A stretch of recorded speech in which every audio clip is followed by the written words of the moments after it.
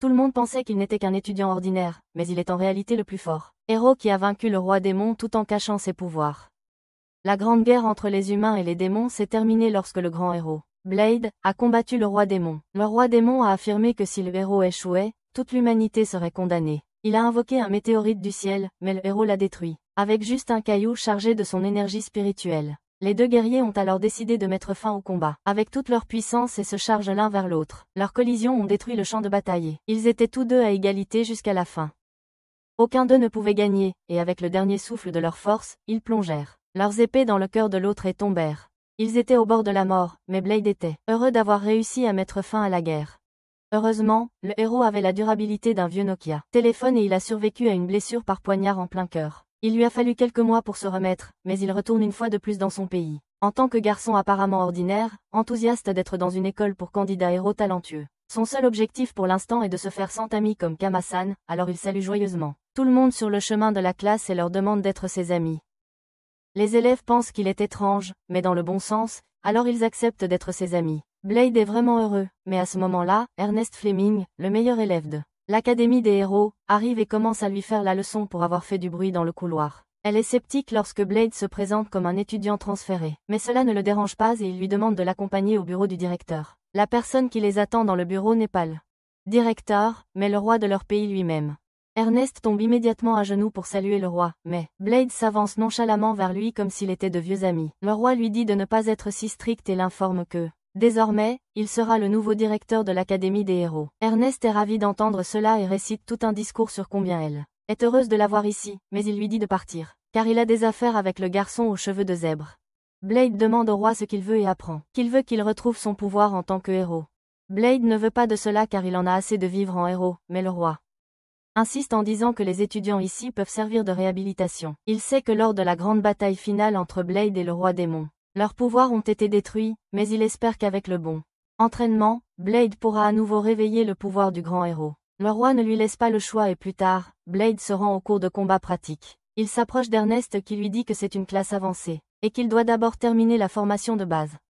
Blade lui montre qu'il a déjà réussi le test de base et elle n'en revient pas. Il s'approche alors du cirque des frics étudiants et leur demande de devenir ses amis, pendant qu'Ernest continue de lui crier de revenir. Il revient et lui tapote la tête, faisant rougir son visage autant que ses cheveux. Elle l'attaque instinctivement avec son épée, mais Blade esquive facilement sa puissante estocade. Ernest est surpris de voir ses réflexes, mais alors une fille au visage impassible et aux cheveux bleus arrive pour appeler Blade et elle vers le professeur. Elle se présente comme Sophie et Ernest est surpris car il n'a jamais vu cette parler. Il est maintenant encore plus méfiant envers Blade et demande au professeur de la laisser le tester. Elle le conduit d'abord vers un mannequin d'entraînement et lui dit de le trancher pour prouver qu'il est fort. Blade dit que c'est un jeu d'enfant pour lui et utilise sa technique d'épée spéciale tout en libérant son énergie spirituelle. Il attaque le mannequin avec son mouvement spécial, Dragon Eater, et l'anéantit ainsi que le mur derrière lui. Blade est satisfait de sa performance et juste au moment où son épée se casse, Ernest s'approche de lui et lui demande ce qu'il est. Il est choqué de voir que son attaque a déchiré ses vêtements et a vaincu tous les étudiants juste à cause des ondes de choc. Plus tard, alors qu'Ernest déjeune à la cafétéria, Blade le rejoint et invite même ses amis, mais il refuse. Ernest révèle que tout le monde a peur d'elle, mais ne prend pas la peine d'expliquer pourquoi. Blade oublie bientôt de quoi elle parlait alors qu'il commence à fredonner la nourriture. Ernest s'excuse alors de l'avoir maltraité plus tôt et admet qu'il a du talent. Blade prétend qu'il a déjà oublié cela depuis qu'ils elles sont maintenant amies et elle ne peut s'empêcher de rougir en entendant cela. Ernest ne cesse de penser à avoir une amie même dans sa chambre quand son épée commence soudainement à faire des activités paranormales. Elle se souvient du moment où elle était jeune, et de l'épée démoniaque que sa famille protégeait, qui l'a séduite et lui a offert le pouvoir. Elle l'a accepté, et la malédiction du démon l'a changée. L'épée a essayé de la pousser à commettre un incendie, mais Ernest la maîtrise par sa seule force de volonté. Le lendemain, elle est en combat simulé avec le naïf qui utilise une lance géante. Ernest le bat facilement, mais se laisse emporter, et manque de le tuer après la fin du combat. Elle défie quelqu'un d'autre à l'affronter et Sophie relève le défi, lui disant de se ressaisir. Ernest fonce sur elle, mais Sophie tient bon face à elle. Ernest utilise alors une boule de feu contre elle et après l'avoir esquivée, Sophie avoue sa défaite. Ensuite, elle défie Blade qui s'inquiète qu'elle soit trop fatiguée pour l'affronter. Elle répond qu'elle va bien, mais dès qu'elle soulève son épée, la malédiction commence à montrer ses symptômes. Blade la rattrape avant qu'elle ne perde connaissance et l'emmène à l'infirmerie, où le médecin dit qu'il ne peut pas guérir la malédiction. Ernest se réveille rapidement et, même si le médecin lui interdit de quitter la chambre, elle affirme qu'elle va parfaitement bien. Blade propose de garder un œil sur Ernest, alors le médecin la laisse partir. Bien qu'elle fasse semblant de ne pas avoir besoin d'aide, Blade ne peut pas la laisser seule, alors il se rend dans un lieu secret la nuit et pirate le système pour apprendre qu'Ernest possède l'épée démoniaque Asmodée. Le lendemain, il lui demande de lui parler en privé, en disant qu'il connaît le secret derrière son épée. Il sait que l'épée démoniaque a sa propre volonté, et c'est pourquoi Ernest ne peut pas contrôler complètement son pouvoir. Blade lui demande l'histoire derrière, et elle révèle qu'au moment où elle a touché l'épée du démon, elle a été submergée par l'envie de détruire tout sur son chemin et elle lutte contre ses impulsions depuis ce moment-là. Ernest sait que si elle peut défier le démon avec l'épée et gagner, tout ira bien, mais elle n'est pas sûre de réussir. Blade lui dit qu'elle n'a pas besoin de s'inquiéter, parce que, même si elle libère le démon, il s'en occupera. Ernest lui fait confiance et, la nuit, elle invoque le démon Asmodée, scellé dans l'épée pour conclure un pacte avec elle. Son épée s'embrase de flammes et Ernest se retrouve face au démon Asmodée, qui refuse de se soumettre à elle sans se battre. Tous deux libèrent leurs flammes pour se battre l'un contre l'autre, et Ernest invoque son épée. Le démon brise ses chaînes et tire un Kamehameha sur elle, mais Ernest le contre avec toute sa puissance. Elle sort victorieuse et tombe du ciel, mais nue alors que la tornade de feu disparaît. Blade la rattrape et la félicite pour sa réussite. Ernest est maintenant pleine de confiance, et le lendemain, elle s'approche d'abord des autres étudiants. Plus tard dans la journée, Blade est de nouveau en cours pratique, affrontant deux clowns. Il esquive leurs attaques sans même les regarder. Et Ernest lui dit d'arrêter de les manquer autant de respect. Il la regarde et remarque qu'elle a l'air différente, mais il ne comprend pas que c'est à cause de sa nouvelle coiffure. Ernest est découragé mais se reprend vite et demande à Blade d'aider Sophie à s'entraîner si personne d'autre ne peut la surpasser. Elle révèle que Sophie est toujours seule, et qu'elle n'agit jamais sans qu'on lui dise quoi faire, mais elle semblait à l'aise autour de lui lors de leur première interaction. Blade va lui parler et lui dit qu'il veut s'entraîner avec elle. Sophie répond qu'elle ne se bat qu'à main nue, parce qu'on ne lui a jamais appris autre chose. Blade déclare qu'il va lui apprendre à utiliser son épée, et elle lui demande si c'est un ordre. Il répond qu'il veut simplement aider un ami, et Sophie tourne la tête pour lui sourire. Il lui apprend à canaliser son pouvoir spirituel dans la lame. Sophie apprend vite et maîtrise les bases dès le soir venu. Elle est satisfaite de ses progrès, mais puis elle jette l'épée à Blade et, quand il la rattrape, elle l'étrangle et le plaque au sol, montrant ses véritables compétences. Plus tard, Blade va voir le roi, qui est heureux que le héros solitaire se soit fait quelques amis. Il apprend que Blade s'est lié d'amitié avec Sophie, et il révèle qu'elle a été développée en tant que héros artificiel pour surpasser tous les héros de l'histoire par une société secrète. Le Keating affirme que plusieurs clones de la Sophie originale ont été créés, et qu'elle était le dernier prototype. Blade est furieux en entendant cela, mais le roi le calme en disant que il a démantelé la société secrète et libéré Sophie, mais il n'a pas pu libérer son esprit. Blade se sent terrible que son ami n'ait jamais eu une vie normale, alors il jure de l'aider à vivre comme les gens ordinaires, mais il ne sait même pas ce qu'est la normalité. Pour trouver des réponses sur ce que font les adolescents normaux, il va voir différentes personnes, et conclut que les adolescents normaux sortent en rendez-vous avec leurs amis. Il demande à Ernest ce que font les gens lors d'un rendez-vous, et elle rougit en pensant qu'il lui demande de sortir avec lui. Cependant, dès que Blade connaît la réponse, il se précipite dans la salle de change des filles, et invite Sophie à un rendez-vous, et même si ce n'est pas une commande, elle accepte volontiers. Le lendemain, Ernest et deux autres filles épient Blade et Sophie pendant leur rendez-vous. Ernest est jalouse en les voyant marcher bras dessus bras dessous, manger une glace, faire le Naruto Run, détruire une salle d'arcade, et d'autres activités de rendez-vous tout à fait normales. Le soir, il s'assoit devant une fontaine et Sophie demande à Blade pourquoi il fait autant pour elle. Il répond que c'est parce qu'ils sont amis et que Sophie veut qu'il sache un secret, puisqu'il est son ami. Elle révèle qu'elle est une cobaye qui reçoit des pouvoirs artificiels de grands héros. Blade est confus et Sophie libère son énergie, ce qui fait que la rambarde à proximité sur laquelle elle se tient devient toute vacillante. La rambarde se resserre autour d'elle et la soulève, elle explique que les pouvoirs du grand héros peuvent modifier les lois de la physique, mais qu'elle ne peut pas encore les contrôler complètement. Elle tombe ensuite au sol et crée un énorme cratère, en disant à Blade qu'elle peut manipuler la gravité pour augmenter son poids de plusieurs milliers de fois. Il se lève pour lui parler, et Sophie lui montre qu'elle peut même arrêter le temps. Elle est épuisée après avoir fait ça parce qu'elle ne peut utiliser ses pouvoirs que pendant 10 secondes à la fois. Après avoir entendu son histoire, Blade ne peut pas garder son identité secrète non plus et lui dit qu'il était autrefois le grand héros, mais qu'il a maintenant perdu ses pouvoirs. Il dit à Sophie qu'il est responsable du fait qu'elle ait été expérimentée. Blade ressent que ses pouvoirs sont comme une malédiction, qui ne lui a pas permis d'avoir une vie normale. Dès l'âge de 3 ans, il n'a cessé de combattre des monstres jusqu'à la mort et a essayé de sauver le plus de personnes possible, mais malgré tout, il y avait Beaucoup qui le haïssaient parce qu'il n'avait pas réussi à sauver quelques personnes. Blade se met à pleurer en se remémorant son terrible passé, et Sophie court vers lui, en lui disant qu'il devrait être fier de lui. Elle l'embrasse en lui disant qu'elle a vu d'innombrables personnes dans des villes qui ont été sauvées par un héros, mais cela ne le fait pas se sentir mieux. Cependant, lorsqu'elle affirme qu'elle est heureuse d'être un héros artificiel et qu'elle veut devenir comme lui, Blade surmonte soudainement son traumatisme. Lui et Sophie se promettent alors de garder leurs secrets respectifs. Le lendemain, alors que Blade déjeune avec Ernest et Sophie, ses autres amis les rejoignent. Ils ne portent plus l'uniforme scolaire car ils ont été promus en classe avancée et peuvent désormais s'habiller librement. Ernest révèle que le roi a récemment annoncé qu'il a mené une bête magique à l'école, mais Blade s'en moque complètement. Soudain, le bâtiment de l'école commence à trembler, et Blade réalise que la bête magique est là. Il se précipite dehors avec sa nourriture encore à la main pour découvrir que la bête magique est un dragon qui a perdu le contrôle. Tout le monde en a peur, mais Blade se contente de sauter et de le faire tomber d'une légère tape sur la tête. Il rassure ses amis en leur disant que ce dragon est juste un enfant et qu'il fait des caprices parce qu'il a faim. Il donne sa nourriture au dragon puis le caresse, avant de réaliser que tout le monde le fixe. Blade apprend qu'il n'est pas normal que des gens battent un dragon d'un seul coup et tout le monde commence à garder ses distances avec lui. Juste à ce moment-là, le bébé dragon commence à briller et se transforme en Loli. La fille dragon saute sur Blade et s'accroche à lui, l'appelant papa. Blade n'a pas encore réalisé qu'elle est le dragon et il lui dit de se taire en demandant à ses amis où est passé le dragon. Lorsque Sophie et Ernest lui disent que le dragon a subi une lullification, il est choqué.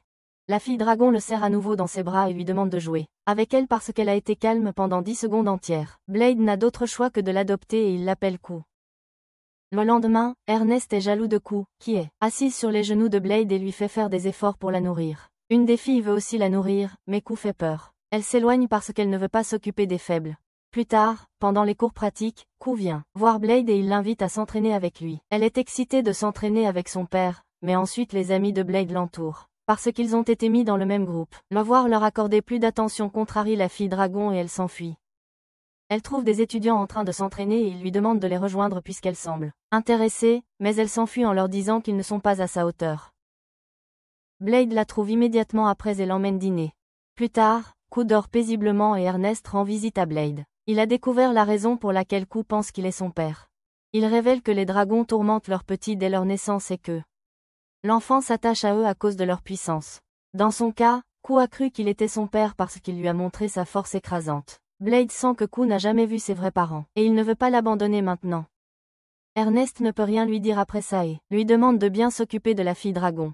Lorsque Blade retourne dans sa chambre après cela, il constate que Kou a disparu de son lit et la trouve sur le toit, en train de regarder la lune. Il pense qu'elle se sent seule et lui demande si elle veut se faire des amis. Elle répond que les dragons sont des créatures fortes qui n'ont pas besoin d'amis, puis se blottit contre Blade en disant qu'elle a encore besoin de son père. Le lendemain, Blade confie Kou au roi parce qu'il est la seule autre personne assez forte pour la tenir en échec, mais elle s'énerve à cause de sa barbe piquante et s'enfuit. Blade la cherche partout dans l'école et la trouve en train de jouer dans la salle. Elle a fabriqué des jouets représentant lui, Ernest, Sophie et ses autres amis. Elle vit ses fantasmes d'être choyée par eux tous et imite parfaitement leur manière. Cependant, ce n'est pas tout car elle a mémorisé les noms de chaque élève qu'elle a vu et Blade ne connaît pas la plupart d'entre eux. Il réalise qu'elle veut être amie avec tout le monde.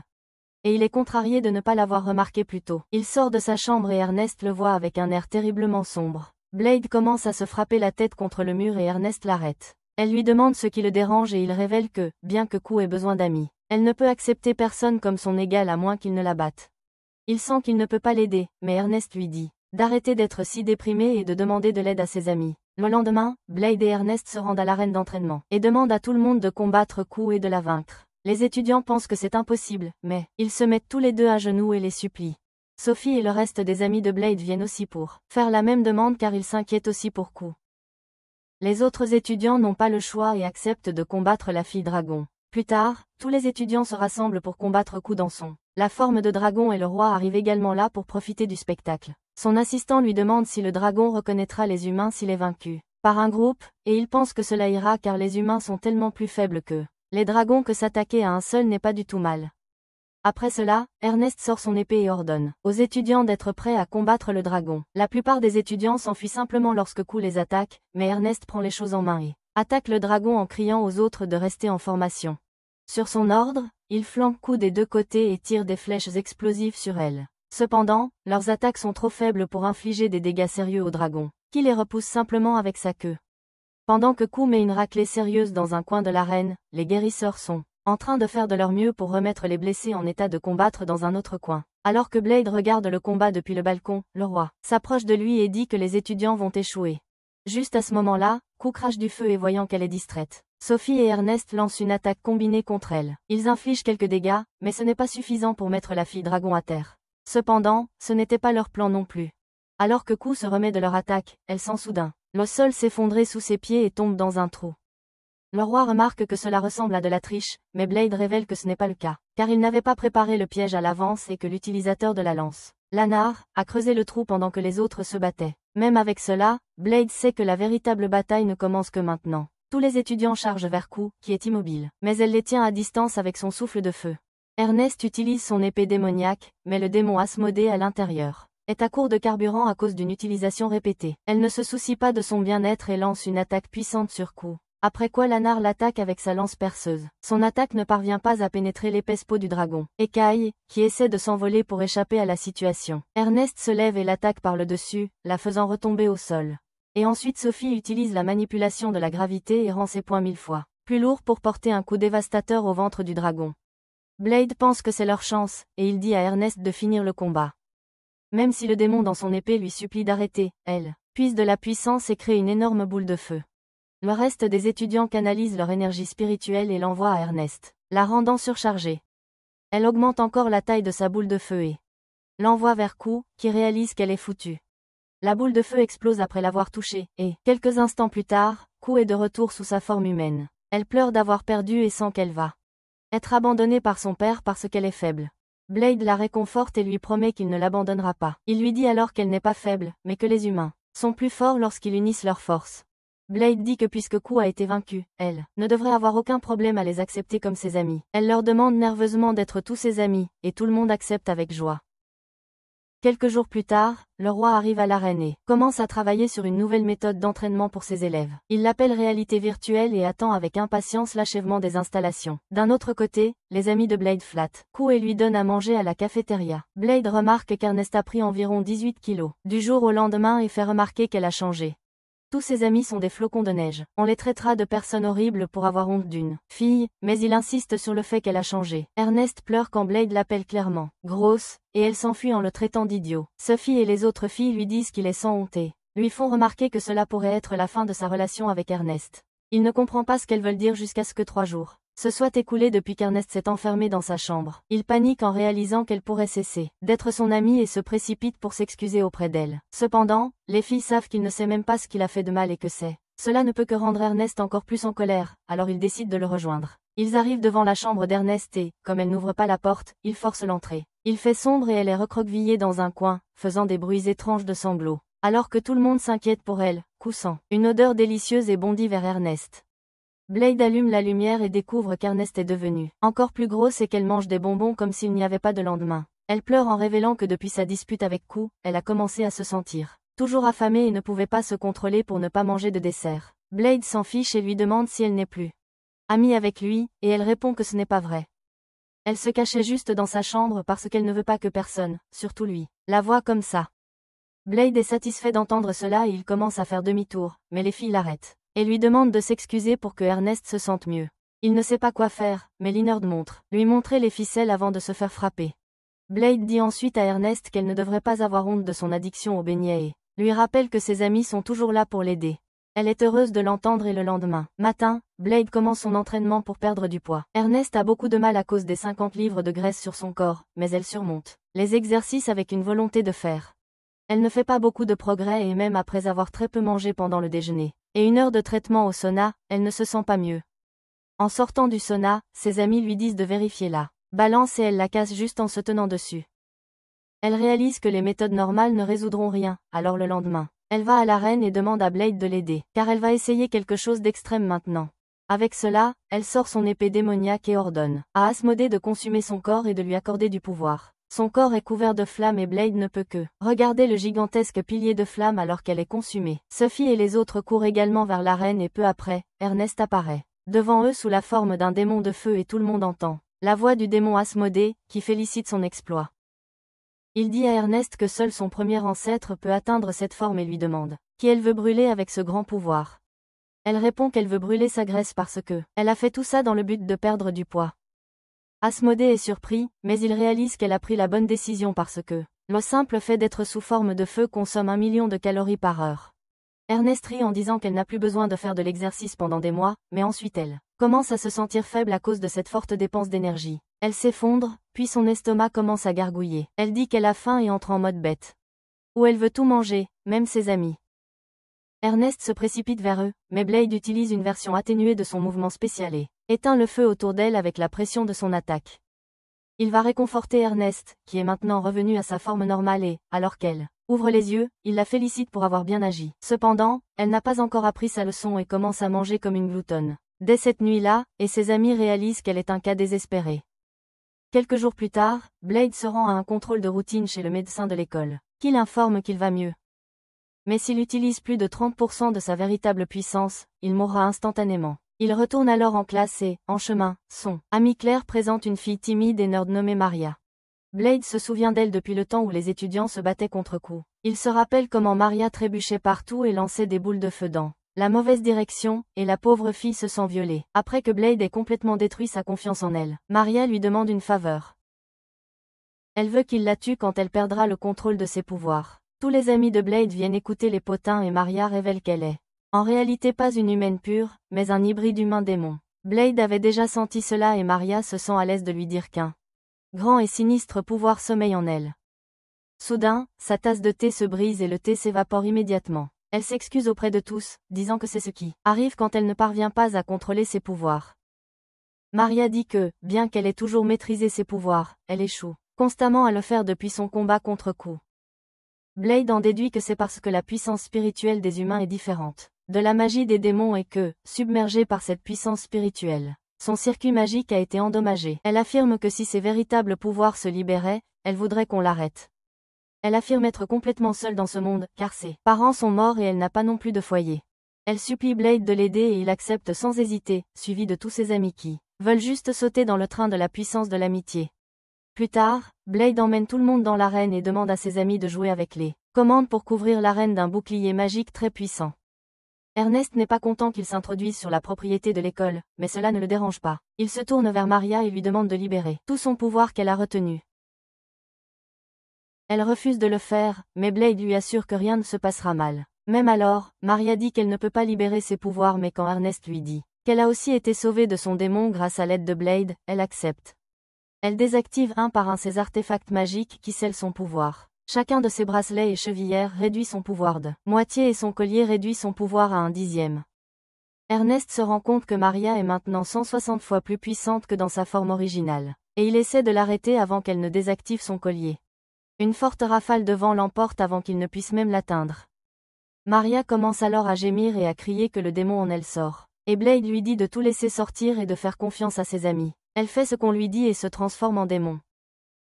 Cependant, en regardant la étrange marque sur son front, il réalise que Maria n'était pas n'importe quel démon, mais la seconde venue de la reine des démons elle-même. Elle vérifie immédiatement sa théorie et riant, demandant à tout le monde de s'agenouiller devant la reine des démons. Ernest se transforme immédiatement en son démon de feu, en mode et attaque Maria qui la repousse simplement d'une gifle. Linerd se précipite vers elle et elle l'engloutit, dans l'oubli d'un simple coup de doigt.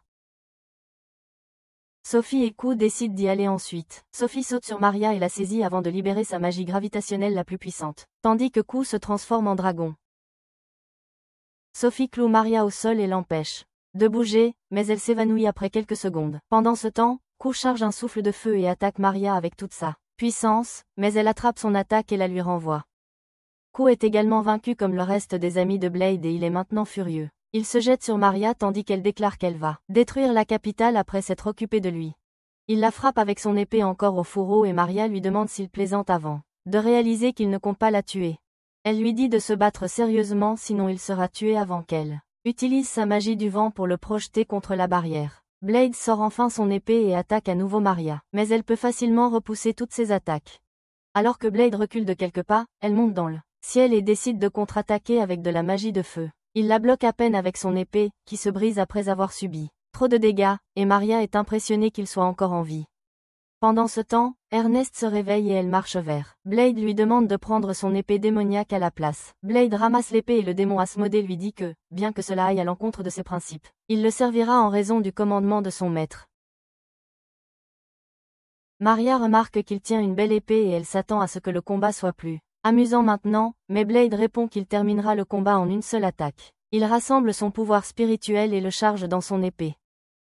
Asmodée est nerveux car il ne peut pas gérer autant de puissance, mais Blade lui dit d'arrêter de se plaindre pour tout. Il combine la flamme du démon avec son pouvoir, et lance une puissante attaque de feu tranchante sur Maria. Elle la bloque avec un bouclier en disant que ce n'est pas suffisant pour vaincre le roi démon. Mais soudainement son bouclier commence à se fissurer.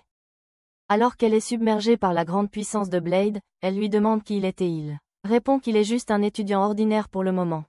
Son attaque détruit complètement le bouclier de Maria et la puissante onde de choc détruit également la barrière entourant la reine. La bataille se termine et Blade est heureux que personne ne soit mort. Cependant, il a utilisé trop d'énergie pendant le combat et s'effondre peu après. Le lendemain, il se réveille à l'hôpital et le médecin accourt immédiatement vers lui. Elle le serre dans ses bras en pleurant, disant qu'il a failli mourir. Si elle avait eu ne serait-ce qu'une minute de retard, il aurait quitté ce monde pour de bon. Elle le gronde en disant qu'il avait promis de ne plus mettre sa vie en danger après son dernier combat et Blade s'excuse de lui avoir fait peur. Il demande ensuite des nouvelles des autres et le médecin répond qu'ils sont tous en sécurité, y compris Maria. Quand Blade va à l'école le lendemain, il découvre que la version démoniaque de Maria a déjà rassemblé de nombreux fans. Il la salue et faillit l'appeler le grand héros devant tout le monde, mais il l'empêche de révéler son secret. Elle prévoit d'utiliser ce fait pour continuer à le faire chanter, et Blade la supplie de ne pas le faire. Elle répond en lui demandant de ne pas l'appeler Maria car elle est une personne différente. Il demande son nom et elle répond qu'elle n'en a pas. Elle s'éloigne, la voyant si amicale avec les étudiants, Blade va confronter le roi avec ses amis. Le roi répond qu'il a toujours connu la véritable identité de Maria et lui a quand même permis de s'inscrire dans cette école. Il révèle que la mère de Maria était une humaine décédée et que son père est elle, roi démon dont l'état actuel est inconnu. Blade a de terribles flashbacks en se souvenant du roi démon, son ennemi juré. Plus tard, il découvre que la personnalité du roi démon de Maria est devenue assez populaire et a gagné le surnom de Mal. Les amis de Blade pensent qu'elle est trop dangereuse, mais Ernest dit qu'ils ne peuvent rien faire, puisque le roi a pris l'entière responsabilité d'elle. Mal ajoute que ses pouvoirs sont également scellés, donc elle n'est rien de plus qu'une fille ordinaire en ce moment, et c'est pourquoi elle n'a d'autre choix que d'assister à l'école. Elle n'a pas de problème à se rapprocher d'Ernest et d'autres filles, et elle dit que vivre la vie d'une fille normale semble excitant.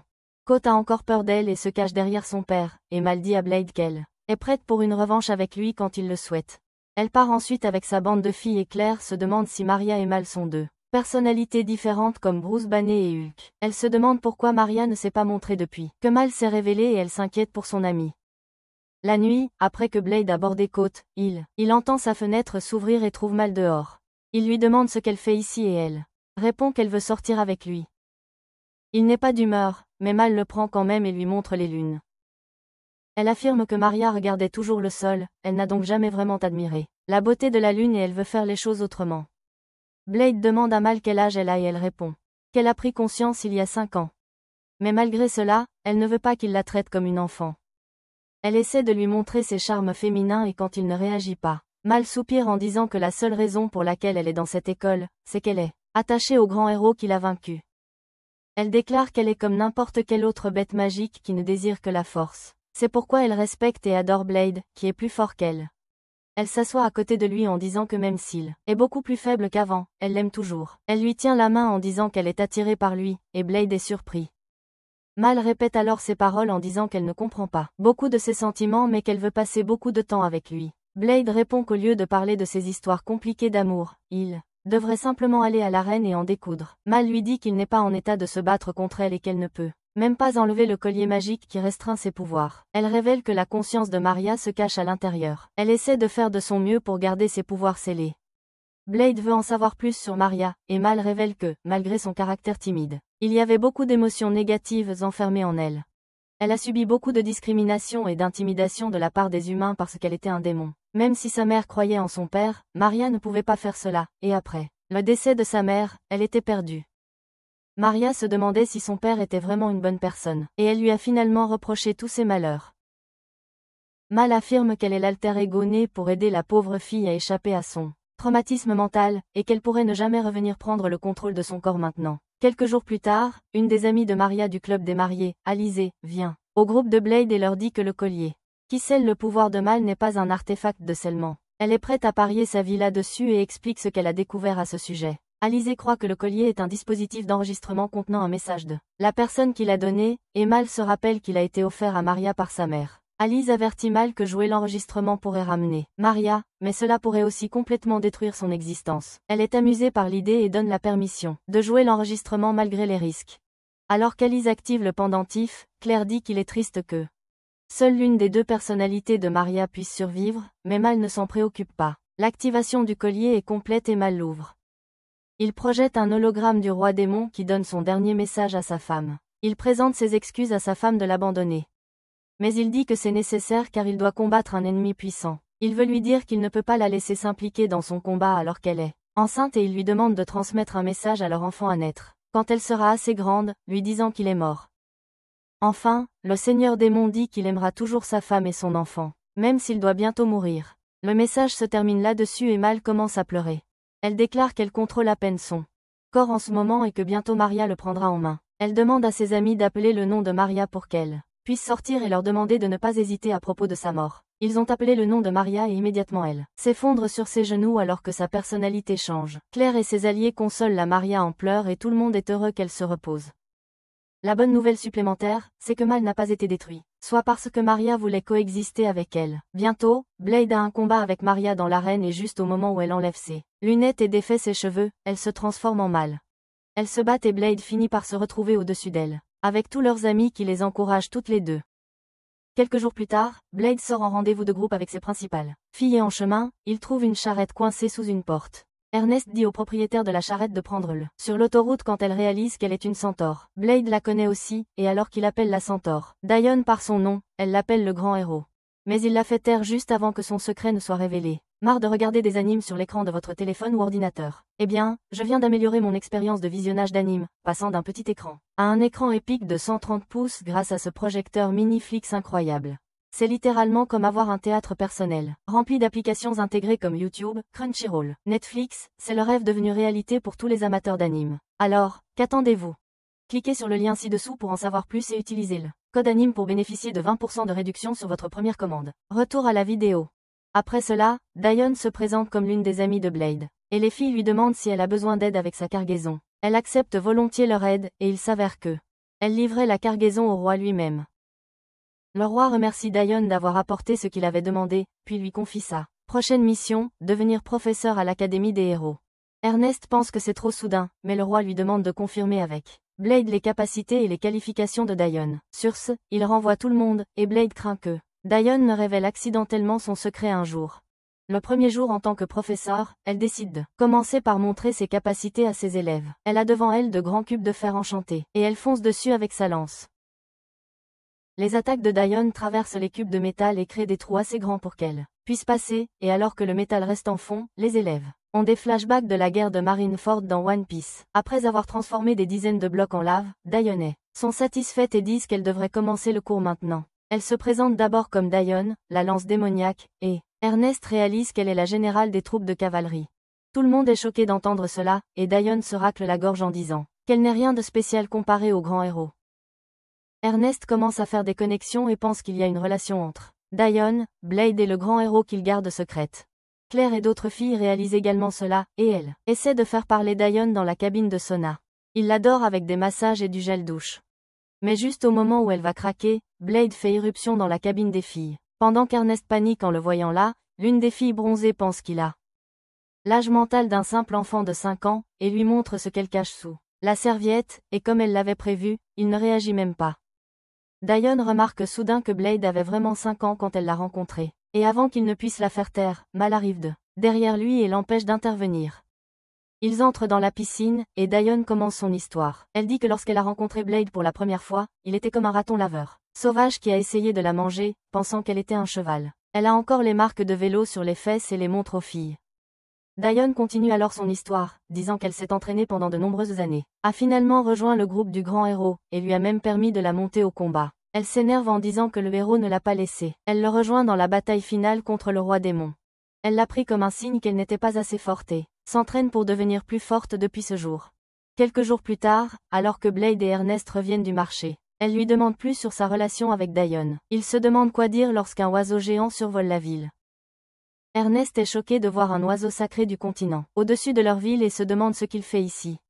Blade dit que ce n'est pas grave puisque l'oiseau sacré ne l'attaquera pas. Mais il ne pourrait pas avoir plus tort. Dès que l'oiseau repère un chariot en mouvement, il se jette dessus. Tout le monde panique et s'enfuit, et Ernest essaie de dégainer son épée pour combattre le grand oiseau. Blade lui dit de se calmer, et elle lève les mains dans l'air pour que l'oiseau ne la considère pas comme une menace. L'oiseau vole alors vers le ciel, où son partenaire l'attend. Ernest se demande ce qui se passe, car les oiseaux sacrés ne sont pas connus pour attaquer les humains, et Blade remarque qu'ils semblent s'intéresser à la charrette et non aux gens. Il affirme connaître la personne responsable de cela, et ce n'est autre que le roi lui-même, qui était assis sur le gigantesque chargement que Dion lui a apporté l'autre jour. Ernest se précipite rapidement au bureau du roi et exige de savoir ce qu'il leur a caché. Elle est furieuse que la ville ait été attaquée parce que de ses plans douteux et exige une explication. Il lui demande pourquoi elle le blâme, et Blade dit au roi d'arrêter de jouer et de cracher ce qu'il y avait dans la charrette que Dion lui a apportée. Il répond que ce n'était que l'œuf des oiseaux sacrés, et Blade est furieux en lui demandant comment il a pu voler un œuf. L'assistant du roi lui dit d'expliquer la situation correctement, alors il commence par le début. Il dit qu'il y a deux conditions pour que l'œuf de l'oiseau sacré éclose. La première est de le garder à une hauteur égale à celle de l'arbre sacré, et la seconde est de le garder exposé à la lumière du soleil couchant pendant qu'il éclot. Le roi déclare alors que les deux oiseaux sacrés semblent être des parents novices, donc ils n'ont aucune idée de l'éclosion des œufs. Il prétend qu'il voulait juste aider à faire éclore l'œuf, mais ce n'était qu'une excuse. La vérité est qu'il voulait que ses élèves affrontent les oiseaux sacrés. Cependant, il est sûr que l'œuf n'aurait pas éclos s'il avait été laissé aux parents et confie à Ernest et Blade la tâche de l'éclore s'ils veulent devenir des héros. Il dit que le moment idéal pour incuber l'œuf, c'est demain soir, et qu'ils doivent l'amener à la hauteur souhaitée d'ici là. Le lendemain, tous les élèves sont rassemblés, et Blade leur parle en tant que leur commandant. Il déclare qu'aujourd'hui, ils lutteront contre les oiseaux sacrés, mais leur mission n'est pas de gagner, seulement de faire durer le temps. Il explique que, puisque les oiseaux parentaux sont en frénésie, ils pourraient détruire leur œuf s'ils le trouvent avec des humains. C'est pourquoi ils doivent garder l'œuf caché toute la journée, et dès que le soleil se couche, ils vont le soulever avec un ascenseur de fortune pour le faire éclore. Blade dit à ses amis de garder confiance en eux, et ensuite Ernest donne le signal du début de la bataille. Les étudiants se dirigent vers la ville, où les oiseaux enragés soulèvent des chariots et les jettent de côté. Leonard quitte son groupe et grimpe au mur comme un lézard pour attaquer les oiseaux. Mais il manque sa chance de frapper et tombe la tête la première. La fille bronzée, Jessica, le suit et attaque l'un des oiseaux, et l'un de ses amis vient la défendre contre la contre-attaque de l'oiseau. Cependant, cela n'est pas vraiment utile, et ils sont forcés de battre en retraite après avoir mis l'oiseau en colère. Blade amène alors le reste des étudiants sur les lieux, et ils attachent l'oiseau avec des cordes en fer et le fixent au bâtiment. Cependant, l'oiseau n'a jamais raté la journée des ailes, et il s'envole, emportant avec lui les bâtiments. Le deuxième oiseau est toujours actif et coule l'attaque avec son souffle de feu. Mais cela ne fait aucun dégât. Après qu'elle est abattue, Blade se tourne vers Maria et lui demande de libérer Mao. Elle le fait, et Mao utilise son attaque de foudre sur l'oiseau sacré, mais ce n'est pas suffisant non plus. Ensuite, Ernest se transforme en démon de flamme et attaque l'oiseau, infligeant de vrais dégâts. Elle est à bout de souffle après un seul coup, mais heureusement, elle tombe dans un café de dessert et reprend immédiatement des calories pour pouvoir se battre à nouveau. Ils réussissent à arrêter les oiseaux jusqu'au soir, et Blade et ses amis regardent l'œuf être soulevé. Cependant, l'ascenseur se bloque à mi-chemin et un oiseau revient pour son œuf. Tout le monde panique, mais Sophie demande alors à Blade d'emmener l'œuf à la hauteur désirée, pendant que les autres s'occupent de l'oiseau. Blade a soudain des flashbacks de ses camarades qui avaient dit la même chose pendant la guerre avant de mourir. Ernest le sort de son état et lui demande de leur faire confiance. Il est réconforté et court vers la tour, mais il continue à prendre du retard parce qu'il n'a pas beaucoup de puissance. Heureusement, Dioné vient à son aide et lui permet de monter sur son dos. Ils atteignent bientôt l'œuf, et Blade découvre qu'il peut à peine le soulever, donc le porter jusqu'au sommet de la tour est hors de question. Cependant, Dioné a suffisamment de puissance pour tous les deux alors qu'elle porte Blade et court vers le sommet pendant qu'il tient l'œuf. Alors qu'il place l'œuf dans le nid, le roi félicite Blade, l'appelant le héros, tandis qu'il répond qu'il n'est plus le héros. Le deuxième oiseau commence à s'approcher d'eux. Blade est épuisé, et le roi déclare qu'il est maintenant temps pour lui de briller. Il se tient sur le mur et s'adresse à l'oiseau sacré, disant qu'une fois sa vie a été sauvée par l'un des leurs, et aujourd'hui il va rembourser cette dette. Son assistant remercie Blade de l'avoir permis, et il donne une tape dans le dos du roi, en disant qu'il aurait dû lui dire la vérité depuis le début. Ce qui fait distraction le roi et l'oiseau sacré le frappe, et il rebondit sur l'œuf et tombe. Pendant que Blade soutient l'œuf, l'oiseau lui vole dessus, plus furieux que jamais. Sophie vient à sa rescousse et utilise son pouvoir pour arrêter le mouvement de l'oiseau. Et Blade utilise sa technique spéciale pour le faire voler. Ils s'effondrent tous les deux après cela, et bientôt, la lumière du soleil couchant frappe l'œuf, et il éclot. Des jumeaux en sortent, et la première chose qu'ils voient, c'est Blade. Ils s'imprègnent de lui et l'acceptent comme leurs parents. Tandis qu'Ernest n'est pas heureux à ce sujet, Q se réjouit d'avoir maintenant une grande sœur. Quelques jours plus tard, les oiseaux apprennent à voler, et Blade et Ernest partent faire un tour. Ernest ne contrôle pas bien son oiseau, qui devient sauvage, alors que Blade le maîtrise parfaitement. Q vole aussi avec eux, pendant que les oiseaux parents les regardent depuis le sommet de la tour. Blade rit, disant qu'il s'est fait encore plus d'amis maintenant. Peu de temps après, l'installation d'entraînement en réalité virtuelle est terminée, et Blade et ses camarades de classe sont envoyés à l'intérieur pour jouer à PUBG dans la vraie vie. Blade erre seul dans le château sombre, son épée tachée du sang virtuel de ses amis. Il a vaincu et tué tout le monde avant de tomber sur lui, puis il fait face à Sophie, qui affirme avoir toujours voulu l'affronter sans retenue. Elle veut savoir si elle peut le battre avec toute sa puissance, et il lui dit d'essayer. Sophie se jette sur lui et arrête le cours du temps, pour porter des coups puissants à ses organes vitaux. Alors que le temps recommence à s'écouler, Sophie découvre que Blade n'a subi aucun dégât. Il lui saisit la gorge et la plaque contre le mur avant de relâcher la technique qu'il utilisait pour rendre son corps incroyablement dur. Il révèle qu'il l'avait activée avant qu'elle ne gèle le temps, et c'est pourquoi ses attaques étaient inutiles. Avec cela, Blade poignarde Sophie et elle tombe morte. Alors qu'il veille sur son corps sans vie, il se plaint de ne pas avoir à faire cela après avoir pris sa retraite de héros. Il se lève ensuite et interpelle le roi, lui demandant d'arrêter cette sorcellerie. Le roi apparaît sur un petit écran à côté de lui et rit, en disant que c'est de la réalité virtuelle et qu'il n'y a pas besoin de se retenir ici. Il dit que toutes les personnes que Blade a tuées se désintègrent et se déconnectent du jeu VR. D'un autre côté, Cuve et Mao s'affrontent à pleine puissance. Et ils meurent tous les deux en réalité virtuelle et se déconnectent. Le roi dit alors à Blade que c'est un combat pour voir qui restera debout en dernier. Et il se plaint que cet endroit est trop réaliste. Il pense qu'à ce rythme, un idiot finira sûrement par croire que le monde réel est aussi une réalité virtuelle et attaquera des personnes au hasard là-bas. Le roi dit qu'ils ne peuvent pas laisser cela arriver et tire un levier, changeant soudainement le thème du jeu de PUBG à Fortnite. Le roi déclare alors que le dernier homme en vie aura le droit d'utiliser la réalité virtuelle à sa guise et Blade soupire en sortant d'une cabane en bonbons. Dans un endroit proche, Linard charge sur Ernest, qui le tranche sans pitié. Il semble qu'elle ait été possédée par tous les tueurs en série du monde. En même temps, et déchire impitoyablement Linard. Elle lèche son épée en riant de manière menaçante, puis se dirige vers Blade, car c'est lui qu'elle veut vraiment tuer. Pendant ce temps, Blade regarde ses amis se battre dans un match en équipe. Claire et Jessica affrontent les garçons qui sont confiants ils les perdent maintenant parce qu'ils ne l'ont jamais fait auparavant. Cependant, les filles parviennent à les prendre par surprise et les abattent un par un. Alors qu'elles célèbrent leur victoire, Ernest arrive. Elle ignore complètement les filles et s'approche de Blade, disant qu'elle n'avait jamais su que tuer pouvait être aussi amusant et qu'il est sa prochaine cible. Blade répond qu'il avait promis autrefois de l'arrêter si elle devenait incontrôlable. Et il décide qu'il est temps de tenir cette promesse. Il dégaine son épée et crée des milliers de lames de vent en la faisant tournoyer. Et Ernest perd même avant qu'elle puisse l'atteindre. Blade gagne puis se déconnecte du jeu pour voir ses amis l'entourer. Le roi rit, disant que les résultats étaient exactement comme il l'avait prévu. Alors que tout le monde n'est pas surpris que Blade ait gagné, Ernest pleure dans un coin, car elle n'arrive pas à croire qu'elle ait perdu le contrôle si complètement. Quand Blade lui rappelle qu'elle était vraiment effrayante, elle lui en veut. Le roi rit, se félicitant d'avoir eu une si brillante idée. Ernest lui crie dessus, disant que quelle brillante idée, ça leur a causé beaucoup d'ennuis.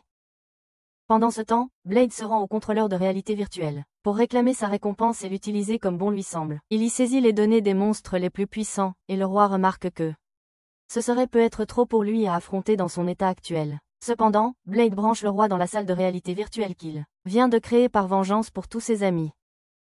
Le roi s'endort, et Blade demande à son assistant de continuer à lui répondre « non ». Peu importe combien de fois il meurt jusqu'à Muddyfall, le roi se retrouve entouré de monstres terrifiants, et réalise qu'il est condamné. Plus tard dans la journée, Blade et ses amis déjeunent, et les deux garçons ont l'air trop moroses à cause de leur défaite. Ernest veut savoir ce qui s'est passé, et Blade lui dit qu'il a assisté au combat en direct, et que les filles se sont vraiment améliorées. Pendant que les garçons étaient trop complaisants et imprudents, ils ont donc baissé leur garde. Ils sont blessés par ces mots et quittent la cafétéria sans manger, mais Blade pense que c'est pour leur bien. Ils restent moroses toute la journée, et le soir, Blade va leur parler. Il leur demande quel est le problème s'ils perdent contre les filles une fois, et ils répondent qu'ils peuvent accepter une défaite de n'importe qui sauf d'elle. Ils révèlent qu'ils ont un faible pour Jessica et Claire, et c'est pourquoi perdre contre elles est inacceptable. Blade ne comprend pas le concept d'avoir un faible ou l'amour romantique, et il est perdu même quand les garçons lui expliquent en détail. Juste à ce moment-là, Q fait irruption dans la pièce et dit que s'il s'inquiète tant, il devrait simplement devenir plus fort, car les femmes sont attirées par les mâles alpha forts. Il pense qu'elle a raison et se demande comment ils peuvent devenir plus forts, et Q a aussi la réponse à cela. Elle leur demande de s'entraîner avec Blade, qui les rendra sûrement meilleurs. D'un autre côté, les filles passent aussi une soirée, et Claire et Jessica s'inquiètent toujours pour les deux garçons. Ils ne comprennent pas pourquoi ils fuient après avoir perdu une seule fois, et Claire suggère qu'ils pourraient perdre intentionnellement la prochaine fois. Tout le monde pense que c'est une idée terrible car cela briserait complètement leur ego fragile. Et à ce moment-là, Q fait son entrée, disant aux filles qu'elles devraient devenir plus fortes pour faire tomber les garçons amoureux d'elles. Les filles ne se soucient vraiment pas de faire tomber les garçons amoureux d'elles, et elles se demandent comment leur remonter le moral. Ernest dit que les laisser gagner par pitié est inacceptable, et elle se porte volontaire pour les entraîner. Le lendemain, Blade commence à entraîner les deux garçons pour qu'ils repoussent leurs limites. Bientôt, le jour de la revanche arrive, et en se connectant au jeu de réalité virtuelle, ils promettent de gagner ce combat et avouent leurs sentiments à leur coup de cœur. Tout le monde est rassemblé pour regarder la revanche avec Blade et Ernest qui jouent les rôles d'arbitres. Ils donnent le signal du début du combat, et Jessica et Claire attaquent les garçons qui détournaient leurs attaques et utilisaient leur énergie spirituelle pour les repousser. Ernest demande à Blade s'il leur a appris à utiliser leur énergie spirituelle, et il répond qu'il leur a simplement fait réaliser qu'il l'utilisait toujours inconsciemment. Un des garçons utilise la magie du vent pour repousser Jessica, et le deuxième essaie de la finir, mais elle l'arrête en utilisant la magie du feu. Blade demande à Ernest si elle lui a appris à utiliser la magie du feu, et elle répond que toutes les filles ont participé. Claire finit l'un des garçons avec sa masse lourde, pendant que Jessica gèle le gars qui a eu le béguin pour elle avant de le frapper avec la bonne vieille foudre.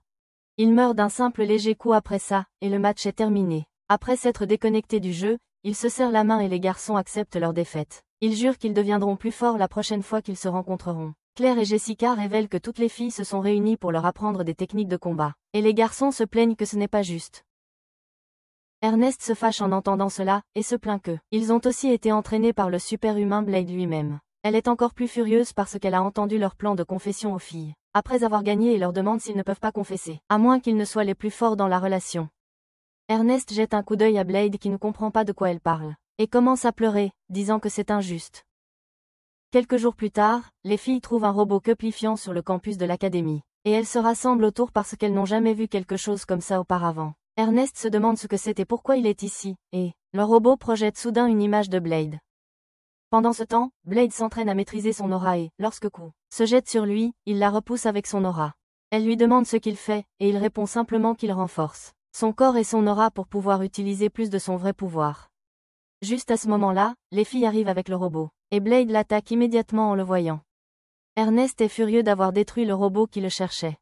Tandis que les autres filles sont contrariées d'avoir perdu leur ami robot. Elles harcèlent Blade au sujet de ses actions et il répond que le robot est une chose agaçante. Appelez le gardien qui peut se réparer, peu importe combien de fois il est détruit.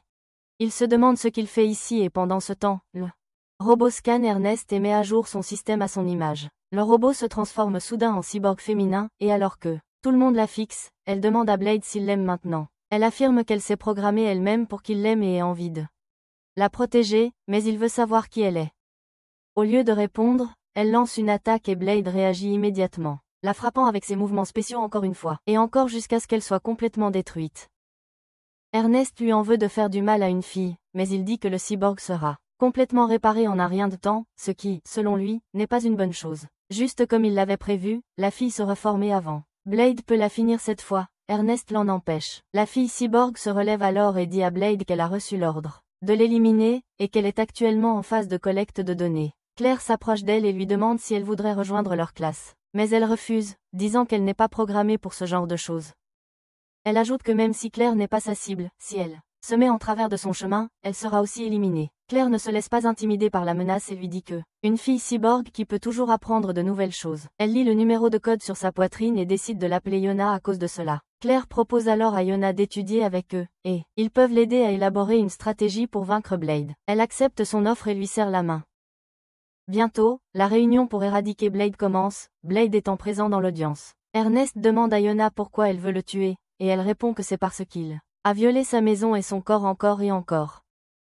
Blade est qualifié de harceleur de grade S, mais il explique qu'il s'est simplement battu contre le robot, qui gardait la bibliothèque pour accéder à des informations précieuses. Ernest lui demande d'élaborer, et il répond qu'il est allé dans la partie interdite de la bibliothèque pour obtenir des renseignements sur le démon Asmodeus. Ernest ne peut s'empêcher de rougir en réalisant qu'il l'a fait pour elle, mais alors Yona dit qu'il a pénétré dans son territoire de nombreuses fois. Avant cela, il l'a détruite des dizaines de fois. Les filles l'appellent l'ennemi de la gent féminine, et Blade quitte la pièce en boudeur. Sophie le rejoint et il lui déverse ses sentiments, affirmant qu'il n'a pénétré dans la bibliothèque que parce qu'il était le héros pour des raisons vraiment importantes. Il dit que les robots gardiens ont leur esprit ailleurs. Donc détruire leur corps ne les tue pas. De retour en classe, Alizée déclare que Yona ne pourra jamais vaincre Blade parce qu'il ne lui laissera aucune chance, car elle peut se régénérer indéfiniment. Ernest sait que c'est vrai, et elle rougit en affirmant que Blade peut être impitoyable parfois. Alan l'ignore, puis révèle qu'elle a pris la forme d'une femme humaine parce que elle pensait qu'il se retiendrait contre elle à ce moment-là. Ernest et Claire la trouvent trop mignonne pour faire ça, mais Alice les interrompt, en disant qu'elle a un plan pour vaincre Blade. Elle propose d'installer l'âme d'Yona dans son corps, et alors, Blade ne pourra pas l'attaquer avec l'intention de la tuer. Le lendemain, ils s'affrontent dans l'arène. Blade est prêt à détruire Yona, mais elle lui dit que sa connexion le serveur a été physiquement déconnecté et en ce moment, son âme est dans son corps. Donc elle ne peut pas être réparée si son corps est détruit. Blade est surpris d'apprendre qu'Yona n'est plus immortelle, et elle profite de cette occasion pour l'attaquer. Elle utilise toute la puissance de ses coups de poing et le projette contre le mur, puis le provoque en lui demandant s'il va riposter. Blade s'apprête à la finir avec son coup spécial. Mais Yona ne prend même pas la peine de se défendre. Il réalise qu'elle va mourir s'il l'attaque et l'achève. Épée pour utiliser la pression normale du vent avec ses mains. Cela n'est pas assez fort pour vaincre Yona, qui voit une chance de riposter et se précipite derrière Blade avant de le frapper avec le combo de 100 coups. Elle le cloue ensuite au sol et lui assène un coup puissant, qui fait s'effondrer le sol de l'arène sous eux. Tout le monde est impressionné qu'Yona ait l'avantage dans le combat, et Blade lui demande d'y aller doucement avec lui. Il se plaint qu'elle ne lui laisse pas le temps d'utiliser ses attaques moins puissantes. Et Yona sourit en lui demandant de se rendre avant de s'humilier davantage. Blade accepte la défaite, et toute l'école éclate en acclamations. Yona semble apprécier l'attention qu'elle reçoit, et elle en veut encore plus maintenant. Après cela, ils vont à la cafétéria, et Yona a du mal à manger. Elle explique que bien qu'elle puisse convertir la matière organique en énergie, elle n'a pas envie de manger. Elias affirme que c'est parce qu'elle a perdu sa motivation après avoir battu Blade. Et Claire lui demande de partager ses problèmes avec ses amis. Yona répond qu'en ces temps-là, elle allait au système de sa mère, qui lui donnait de nouvelles missions à accomplir. Maintenant, elle s'est reconnectée au serveur et a essayé de contacter sa mère. Mais elle refuse de se connecter avec elle depuis que elle a abandonné ses devoirs et s'est enfuie sans permission. Yona affirme qu'elle se sent incertaine sans un maître et demande à Blade s'il peut devenir son nouveau maître. Il refuse malgré ses demandes sincères, et Yona lui dit que si elle ne trouve pas de maître à temps, elle va s'autodétruire. Elle explique que pour empêcher les gardiens de devenir fous sans chaîne de commandement, ils sont équipés d'une fonction d'autodestruction. Tout le monde panique, puis Elias vérifie le système d'Yona, et découvre qu'il leur reste environ 3 jours avant qu'elle n'explose. Blade décide qu'il n'a pas le choix et accepte de devenir le maître d'Yona pour qu'elle n'explose pas. Le lendemain, alors que Blade joue avec Q dans le jardin, Yona leur apporte de la nourriture en portant un uniforme de bonne. Blade dit que cette tenue est inutile et elle répond qu'elle l'enlèvera la prochaine fois. Il remarque qu'il a l'impression d'avoir perdu sa liberté à cause d'elle, et juste à ce moment, Sophie apparaît de nulle part pour être d'accord avec lui. Elle boude et Blade lui demande de dire ce qu'elle pense. Elle lui demande si c'est un ordre, et il répond que oui. Cela rend Evan jalouse car elle veut aussi être commandée par son maître. Sophie est encore plus furieuse maintenant, et elle accuse Yona de prendre sa place dans l'émission. Elle prétend qu'elle lui vole ses traits comme son visage impassible et le besoin d'être commandée tout le temps. Les deux filles commencent à se disputer et se défient à un concours pour voir laquelle est la plus apte à servir Blade. Le lendemain, Sophie salue Blade en portant des oreilles de chat et Yona a un plan similaire pour l'impressionner en portant de fausses oreilles de lapin. Il ne veut pas s'occuper de l'une ou l'autre, et les filles décident de se défier en un concours de regard. Elles se lancent un défi pour se battre plus tard, et Blade les arrête avant qu'elles n'utilisent leur pouvoir. Elles le suivent aussi dans la maison des chauves-souris, et plus tard, elles insistent pour le regarder dormir. Blade est trop ennuyé pour même leur dire de partir, et essaie de dormir pendant qu'elles veillent sur lui. Sophie et Yona pensent qu'elles ne parviendront pas à la conclusion de leur combat de sitôt. Evana affirme qu'elle sera heureuse si elle continue à se battre parce qu'elle aime passer du temps avec ses amis. Elle explique qu'elle a toujours été seule en gardant la bibliothèque et que Blade était la seule personne qui lui rendait visite. Sophie a une histoire similaire et dit que Blade était celle qui l'a aidée à se connecter au monde. Les filles admettent alors qu'elles apprécient le la rivalité entre eux et deviennent de bons amis. Blade entend tout cela et il est heureux pour eux. Quelques jours plus tard, alors qu'il s'assoit pour déjeuner, Blade sent quelque chose d'étrange avec Yona et lui demande de lui montrer son compteur d'autodestruction. Elle obéit et Blade constate que le compteur continue de progresser. Il réalise qu'avoir un humain comme maître n'était pas suffisant pour Yona, et il ne reste plus que 20 heures avant qu'elle ne soit détruite. Il lui demande ce qu'elle veut faire et Yona répond que elle veut être avec tout le monde aussi longtemps que possible. Et après cela, elle ira dans un endroit isolé pour sa propre destruction. Tout le monde se rassemble pour lui organiser une fête d'adieu, et Sophie lui dit d'en profiter au maximum. Il lui offre un spectacle, et elle en profite vraiment. Cependant, Blade manque à la fête et Ernest ne peut le trouver nulle part. Bientôt, il ne reste qu'une minute avant qu'Yona n'explose, et elle se rend à l'arène pour cela. Elle met une barrière devant elle pour que ses amis ne soient pas en danger.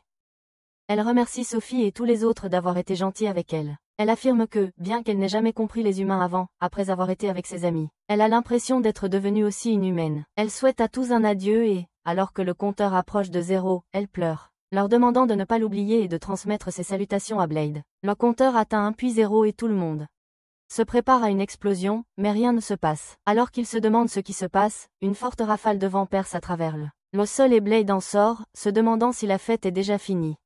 Ernest le tire dehors et lui demande où il est allé et il répond qu'il est allé voir le système mère. Il explique qu'il a réussi à la persuader avec un peu de force et qu'elle a accepté de réintégrer Yona dans le serveur. Elle le vérifie immédiatement, disant que sa connexion au système mère a été rétablie et qu'elle n'explosera plus. Tout le monde est heureux d'entendre cela et Yona semble chez Sophie pour demander conseil sur ce qu'il faut faire maintenant. Elle lui dit qu'elle le sait déjà et la fille cyborg commence à pleurer en se précipitant pour étreindre Blade. Quelques jours plus tard, les élèves ont un battle royal pour tester leurs compétences les uns contre les autres. Mais comme d'habitude, Blade entre dans le combat et bat tout le monde à lui seul. Seul Leonard reste debout pour l'affronter et il est confiant de ne pas perdre si facilement. Il dresse un bouclier pour empêcher Blade de l'attaquer tandis qu'il charge sa lance perceuse. Tout le monde encourage Leonard, mais il attend la commande d'Ernest pour se battre. Elle n'a aucun espoir en lui et se demande comment la dernière personne mystérieuse tient encore debout. Leonard perd confiance en lui en entendant cela, mais grâce aux encouragements de Maria et des autres, il parvient à retrouver un peu de confiance et fonce sur Blade, qui esquive son attaque et le bat en un clin d'œil. Tout le monde quitte l'arène déçu de lui, mais Leonard n'est pas triste à ce sujet. Cependant, alors qu'Ernest court déjeuner puisque le match est terminé, il se sent brisé. Blade lui tend la main et, en se relevant, il rit tristement, se disant qu'il n'a aucune chance contre lui. Maria l'observe de loin et semble troublée par sa situation. La nuit, Leonard pense qu'il ne peut pas battre Blade mais il veut quand même le faire. Pour gagner le cœur d'Ernest, alors il commence immédiatement à préparer sa lance pour le prochain combat. Le lendemain, alors qu'il se repose dans le parc, Maria vient vers lui et lui demande depuis combien de temps. Il va rire comme un idiot après avoir été battu. Il répond qu'elle ne comprendra pas, et elle dit que c'est frustrant de toujours être derrière Blade, et qu'un jour elle veut se tenir à ses côtés à cause de ses capacités.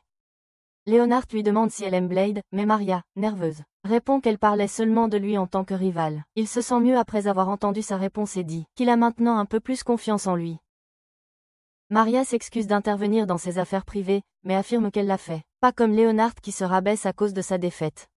Il la remercie et jure de vaincre Blade pour attirer l'attention d'Ernest. Juste à ce moment-là, Elizabeth apparaît de nulle part et dit à Leonard et Maria qu'ils peuvent être aussi pleins d'espoir qu'ils le souhaitent, mais cela ne les aidera pas à vaincre Blade. Elle dit qu'elle peut les aider à élaborer un plan qui leur permettra de le vaincre malgré la différence de leur pouvoir. Bientôt, tous les amis de Blade forment un comité pour le vaincre avec Leonard comme leader. Il leur dit que chacun ici a le désir de vaincre Blade dans son cœur, quelle que soit la raison. Sophie et COO ne sont pas d'accord car ils sont satisfaits tant que Blade est heureux. Leonard est découragé d'entendre cela et demande si quelqu'un a un plan. Jessica dit qu'il devrait attaquer Blade pendant son sommeil et Claire suggère de l'empoisonner. Ernest dit que c'est lâche mais Ellie répond que ce ne l'est pas. Elle compare Blade à l'Armored Titan et dit qu'ils doivent utiliser toutes les astuces possibles pour le vaincre. Ernest veut devenir le titan attaquant, l'affronter de front, et le défier avec des armes qu'il n'est pas à l'aise d'utiliser. Claire n'est pas d'accord avec elle et Leonard intervient en disant que chacun a ses propres plans pour vaincre Blade et qu'ils doivent tout essayer. Sur ce, il déclare la guerre aux super-humains et le lendemain, Ernest défie Blade en duel avec des lances. Elle a emprunté la lance de Leonard et pense qu'il sera facile de le vaincre. Maintenant, mais Blade détruit la lance sans effort. Leonard pleure à ce sujet et Jessica déclare qu'elle va y aller ensuite. Elle se faufile dans la chambre de Blade la nuit pour l'attaquer, mais Yona le garde. Elle l'attaque avant qu'elle ne puisse faire quoi que ce soit. Le lendemain, Jessica demande si elle n'était pas dans leur équipe et Yona répond qu'elle est programmée pour défendre automatiquement son maître. Après cela, Leonard défie Blade qui lui dit que sa lance n'est pas prête au combat. Il ne l'écoute pas et détruit sa lance en l'activant simplement. Maria dit qu'elle passe la prochaine et se transforme pour l'attaquer en embuscade pendant la pause déjeuner le lendemain. Cependant, alors qu'elle annonce son entrée, il la met hors de combat sans même la voir. Sophie défie Blade pour un combat équitable, mais elle est facilement battue. Suivie par Claire, les deux garçons décident de s'allier contre Blade, mais ils abandonnent même avant que le combat commence. Q essaie de l'attaquer, mais Blade commence à lui donner à manger à la place. Et quand Maria lui lance des poids, il les attrape tous. Après cela, Ernest le défie à pierre-papier-ciseaux et Blade gagne tous les tours, jusqu'à ce qu'Ernest soit contraint de se retirer à cause d'une blessure au poignet. Elle le défie également à des compétitions d'endurance, mais cela ne l'ennuie même pas le moins du monde. Ernest est abattu qu'ils n'ont aucun moyen de vaincre Blade, et elle veut trouver plus d'astuces de derby pour le battre. Leonard n'est pas content de cela et dit qu'au lieu de battre Blade, immédiatement, il devrait se concentrer sur le fait de devenir plus fort, afin de pouvoir l'affronter loyalement. Ernest ne veut rien entendre de ses idées idéalistes et elle déclare qu'elle fera tout ce qu'elle peut pour que Blade accepte la défaite. Cela donne une idée à ses amis et ils se rappellent comment Blade a été battu quand il a affronté Yona. Ils réalisent que s'ils ont un otage, Blade ne pourra pas se battre à pleine force et que tu accepteras la défaite pour sauver les otages. Leonard ne veut pas descendre aussi bas, mais Ernest le secoue en disant qu'ils feront tout ce qu'il faut et il n'a pas d'autre choix que d'accepter. Le lendemain, alors que le docteur leur fait une conférence sur les points faibles du corps humain, Blade remarque que Leonard et les deux garçons ont disparu. Ernest et les filles essaient de le distraire de ça et les garçons bientôt font irruption dans la salle de classe en portant des masques d'Halloween bon marché. Ernest déclare qu'ils sont des terroristes, mais Blade ne sait pas ce que cela signifie. Sophie explique que ce sont des personnes qui utilisent la violence pour atteindre leur objectif politique, mais cela ne veut pas dire grand-chose pour notre protagoniste un peu perdu non plus. Les faux terroristes saisissent alors le docteur et lui demandent de jouer le jeu. Il demande à tous ceux qui ne sont pas concernés par cette affaire de partir et Blade prend coup en sortant de la classe. Ernest l'arrête et lui dit de libérer le docteur qui a été pris en otage. Alors qu'elle crie pour que Blade l'aide, toutes les filles deviennent. Ils sont jaloux d'elle parce qu'ils veulent aussi être sauvés par Blade. Ils se précipitent vers les faux terroristes et leur demandent de les prendre en otage à la place, et Blade ne peut que se demander ce qui se passe. En les voyant se disputer autant, le docteur sort, leur disant de profiter de leur petit jeu. Ils finissent par décider de prendre toutes les filles en otage, et Ernest demande à Blade de les sauver. Cependant, il ne connaît même pas la signification du mot otage. Il demande à Q si elle sait quelque chose à ce sujet. Elle répond que peut-être les terroristes prévoient de manger les filles et devient encore plus confuse en entendant cela. Ernest lui lance des insultes et lui demande de la sauver puisqu'elle est en danger. Mais il demande à Leonard et aux autres pourquoi ils agissent ainsi. Ils sont choqués d'avoir été démasqués et apprennent que Blade pouvait les distinguer rien qu'à leur façon de marcher. Ils jettent leurs masques et se prosternent par terre après avoir accepté leur défaite, mais ensuite, ils réalisent que Blade n'a pas encore compris leur plan. Leonard se lève et révèle qu'ils savent que Blade est faible face aux otages et qu'ils veulent qu'ils se rendent parce que les filles sont actuellement retenues en otage. Il refuse en disant que personne n'est vraiment en danger ici et Leonard pointe son épée sur le cou d'Ernest et déclare qu'elle va mourir si Blade ne se rend pas. Tout le monde se jette sur lui et lui demande d'abandonner, mais il se contente de balancer son épée et détruit l'épée et les vêtements de Leonard sous la pression du vent. Ernest est furieuse que leur plan ait échoué et déclare que, puisque ça en est arrivé là, il devrait attaquer directement Blade. Elle se transforme en mode démon de feu et tout le monde la rejoint pour attaquer Blade. Leur attaque combinée ne fait rien contre Blade, qui les bat tous facilement puis leur demande de quoi il s'agit. Il pense qu'il faisait juste un jeu de rôle en direct, et leur demande s'il a bien joué son rôle. Peu après, Blade et Ernest aperçoivent une fille, qui fête son anniversaire à la cafétéria. Il est amusé par la scène car il n'a jamais eu l'occasion de fêter son anniversaire. Ernest veut le célébrer, mais elle n'a aucune idée de la date, alors elle convoque une réunion d'urgence du groupe de filles. Dionée les rejoint et dit qu'elles n'ont aucune idée de l'âge réel de Blade, mais estime qu'il doit avoir environ 17 ans. Elle ne connaît que la date à laquelle le roi l'a trouvé et dit que c'est le mois prochain. Sophie révèle qu'elle a entendu dire que Blade a reçu son nom parce qu'il tenait une épée quand ils l'ont trouvé, et les filles rient du sens du nom donné par le roi. Après cela, Ernest se demande ce qu'ils peuvent lui offrir, mais elle n'a aucune idée de ce qu'il aime à part le curry. Soudain, le roi arrive et déclare qu'offrir du curry à Blade pour son anniversaire n'est pas une mauvaise idée, mais ils doivent aller au-delà pour préparer un curry spécial pour lui.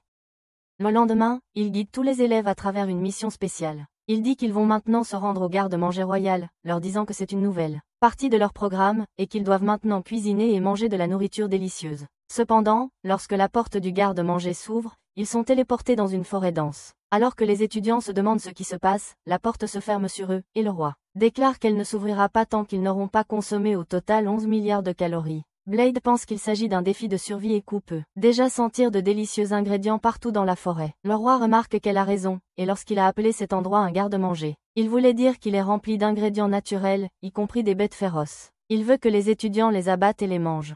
Mais Blade pense que c'est trop difficile pour les étudiants.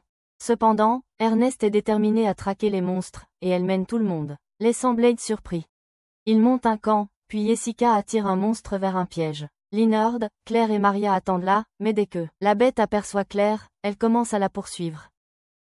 Leonard essaie de la battre, mais échoue, alors Maria libère Mal. Et elle abat la bête avec de la magie d'éclair. Il le ramène à leur campement, où un groupe d'étudiants commence immédiatement à le cuisiner, tandis que d'autres utilisent la peau du monstre pour faire du cuir. Le reste des étudiants est également occupé à aider ou à se préparer pour l'avenir. Et Blade est heureux de le voir. Plus tard, il prend un bain et pense que le roi a proposé un bon exercice cette fois. Bientôt, Ernest le rejoint en commençant à lui poser des questions sur son enfance et les célébrations importantes dont il se souvient. Blade répond que tout ce dont il se souvient, c'est de se battre sans arrêt parce que sa vie était toujours en danger. Ernest en profite pour essayer de faire un mouvement sur Blade, mais avant qu'elle ne puisse faire quoi que ce soit, Claire, qui la regarde, se précipite et la sépare de lui. Au fil du temps, la base évolue presque comme si elle jouait à Clash of Clans. Maintenant, cela ressemble à une ville médiévale, et Yona déclare qu'elles ont déjà atteint 47% de leur quota de consommation de calories, et qu'elles peuvent atteindre leur objectif bientôt. Cependant, le roi apprend aussi qu'elles font des progrès, alors il décide d'ajouter un petit twist entre les deux. Il distribue des feuilles de quête, disant aux étudiants de rassembler tous les ingrédients sur les feuilles. Tout le monde est excité de lire la liste des nouveaux ingrédients, mais Blade se demande comment ces choses sont différentes de ce qu'ils ont fait dans le passé. Ernest et les filles, en revanche, savent quelque chose, et ils sont impatients de compléter les quêtes du roi. Ils entrent d'abord dans une grotte où pousse le chou interdit. Il les attaque avec ses tentacules, et pendant qu'Ernest les coupe, elle déclare qu'elle va le retirer ici même. Sophie l'arrête parce qu'ils ont besoin du chou cru, alors Ernest ordonne à tout le monde d'attaquer le chou interdit. Les garçons bousculent Blade dans leur excitation, et pendant qu'ils combattent le monstre chou, ils se demandent pourquoi ils sont si excités. Bientôt, ils obtiennent le chou interdit puis passent à leur ingrédient suivant, qui est le maïs de boxe. Blade sort son épée contre le maïs géant portant des gants de boxe.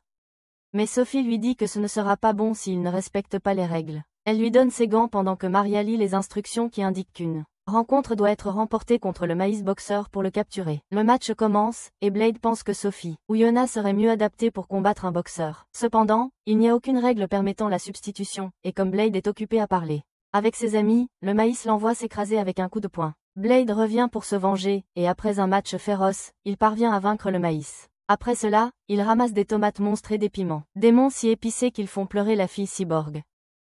L'ingrédient suivant est des tournesols géants qui peuvent tirer des rayons solaires sur quiconque s'approche de leur champ. Marikou et ses alliés vont les ramasser, mais ils sont attaqués en premier. Cela les met en colère, et Marie libère Mao pour qu'elle puisse se battre aux côtés de Kou pour abattre le tournesol géant. Après avoir capturé tous les Pokémon de type nourriture, Blade et la bande atteignent l'emplacement d'une gigantesque carotte. Alors que tout le monde s'inquiète de la façon dont elle va réagir à sa récolte, Blade s'avance et l'arrache. Cependant, dès que la carotte commence à crier, il doit reculer. Ernest lit les instructions et découvre que la gigantesque carotte crie lorsqu'elle est arrachée et maudit tous ceux qui entendent sa voix. Yona se porte volontaire pour arracher la carotte, car les malédictions ne l'affecteront pas. Elle sort les énormes carottes et tout le monde se couvre les oreilles, et le cri de la malédiction tue toute vie dans son rayon. Ils utilisent les poussins d'oiseaux sacrés pour se téléporter de retour à la base et Blade prétend qu'il n'aime pas les carottes, mais qu'il ne les déteste pas dans un plat. Ernest est soulagé d'entendre cela, et il se demande pourquoi. Bientôt, ils ont un grand festin et le roi les rejoint pour les féliciter de leur travail acharné. Il révèle que, grâce aux efforts des étudiants, la population de monstres, la quantité d'ingrédients a beaucoup diminué, ce qui est une bonne chose pour l'écosystème ici. Il leur dit de ne pas s'inquiéter de la disparition des ingrédients, et d'être prêt à récolter l'ingrédient final demain. Le lendemain, tout le monde se rassemble autour du gigantesque arbre au milieu de la forêt. Yona affirme que cet endroit a la plus forte énergie, et que le roi des ingrédients est proche. Bientôt, un monstre géant ressemblant à un taureau arrive et Sophie lit son manuel d'instructions, qui indique simplement que le taureau est coriace et délicieux. Le roi rit de loin en disant que la viande du monstre sera vraiment délicieuse, mais alors que Blade se prépare à le combattre, un monstre bien plus grand arrive sur les lieux et avale le taureau d'une seule bouchée. Le roi est choqué de voir le monstre géant et dit que sa viande est aussi très délicieuse, alors il demande aux étudiants de le chasser. Blade pense que c'est trop pour eux, mais Ernest et les autres étudiants ne sont pas d'accord. Ils croient que si la viande du monstre a bon goût, ils n'ont pas d'autre choix que de l'attraper. Ernest se transforme en démon du feu et mène les étudiants au combat. Tout le monde combine ses pouvoirs et lance des attaques incessantes contre les monstres. Des combattants de poids comme Sophie, Ku, Mao et Yona font aussi de leur mieux. Pendant que les soigneurs s'occupent des étudiants blessés pendant le combat, Ernest utilise une attaque puissante pour abattre le monstre, mais découvre que ce n'était pas suffisant. C'est au tour du monstre de les attaquer, mais Leonard utilise sa barrière pour protéger ses amis. Ernest donne son épée à Blade et lui demande de finir le monstre. Il sait ce qu'il doit faire, mais il sait aussi que son corps ne pourra pas supporter la puissance nécessaire pour vaincre le monstre. Il se tourne vers Mao pour obtenir de l'aide et lui explique qu'elle servira de réceptacle pour son pouvoir spirituel. Elle accepte la proposition et Blade commence à transférer son pouvoir en elle. Mao se plaint que cette méthode est trop lente et elle lui donne un baiser négligé pour extraire rapidement son pouvoir. Ernest leur crie de se dépêcher et ensuite ordonne à tout le monde d'attaquer à nouveau le monstre.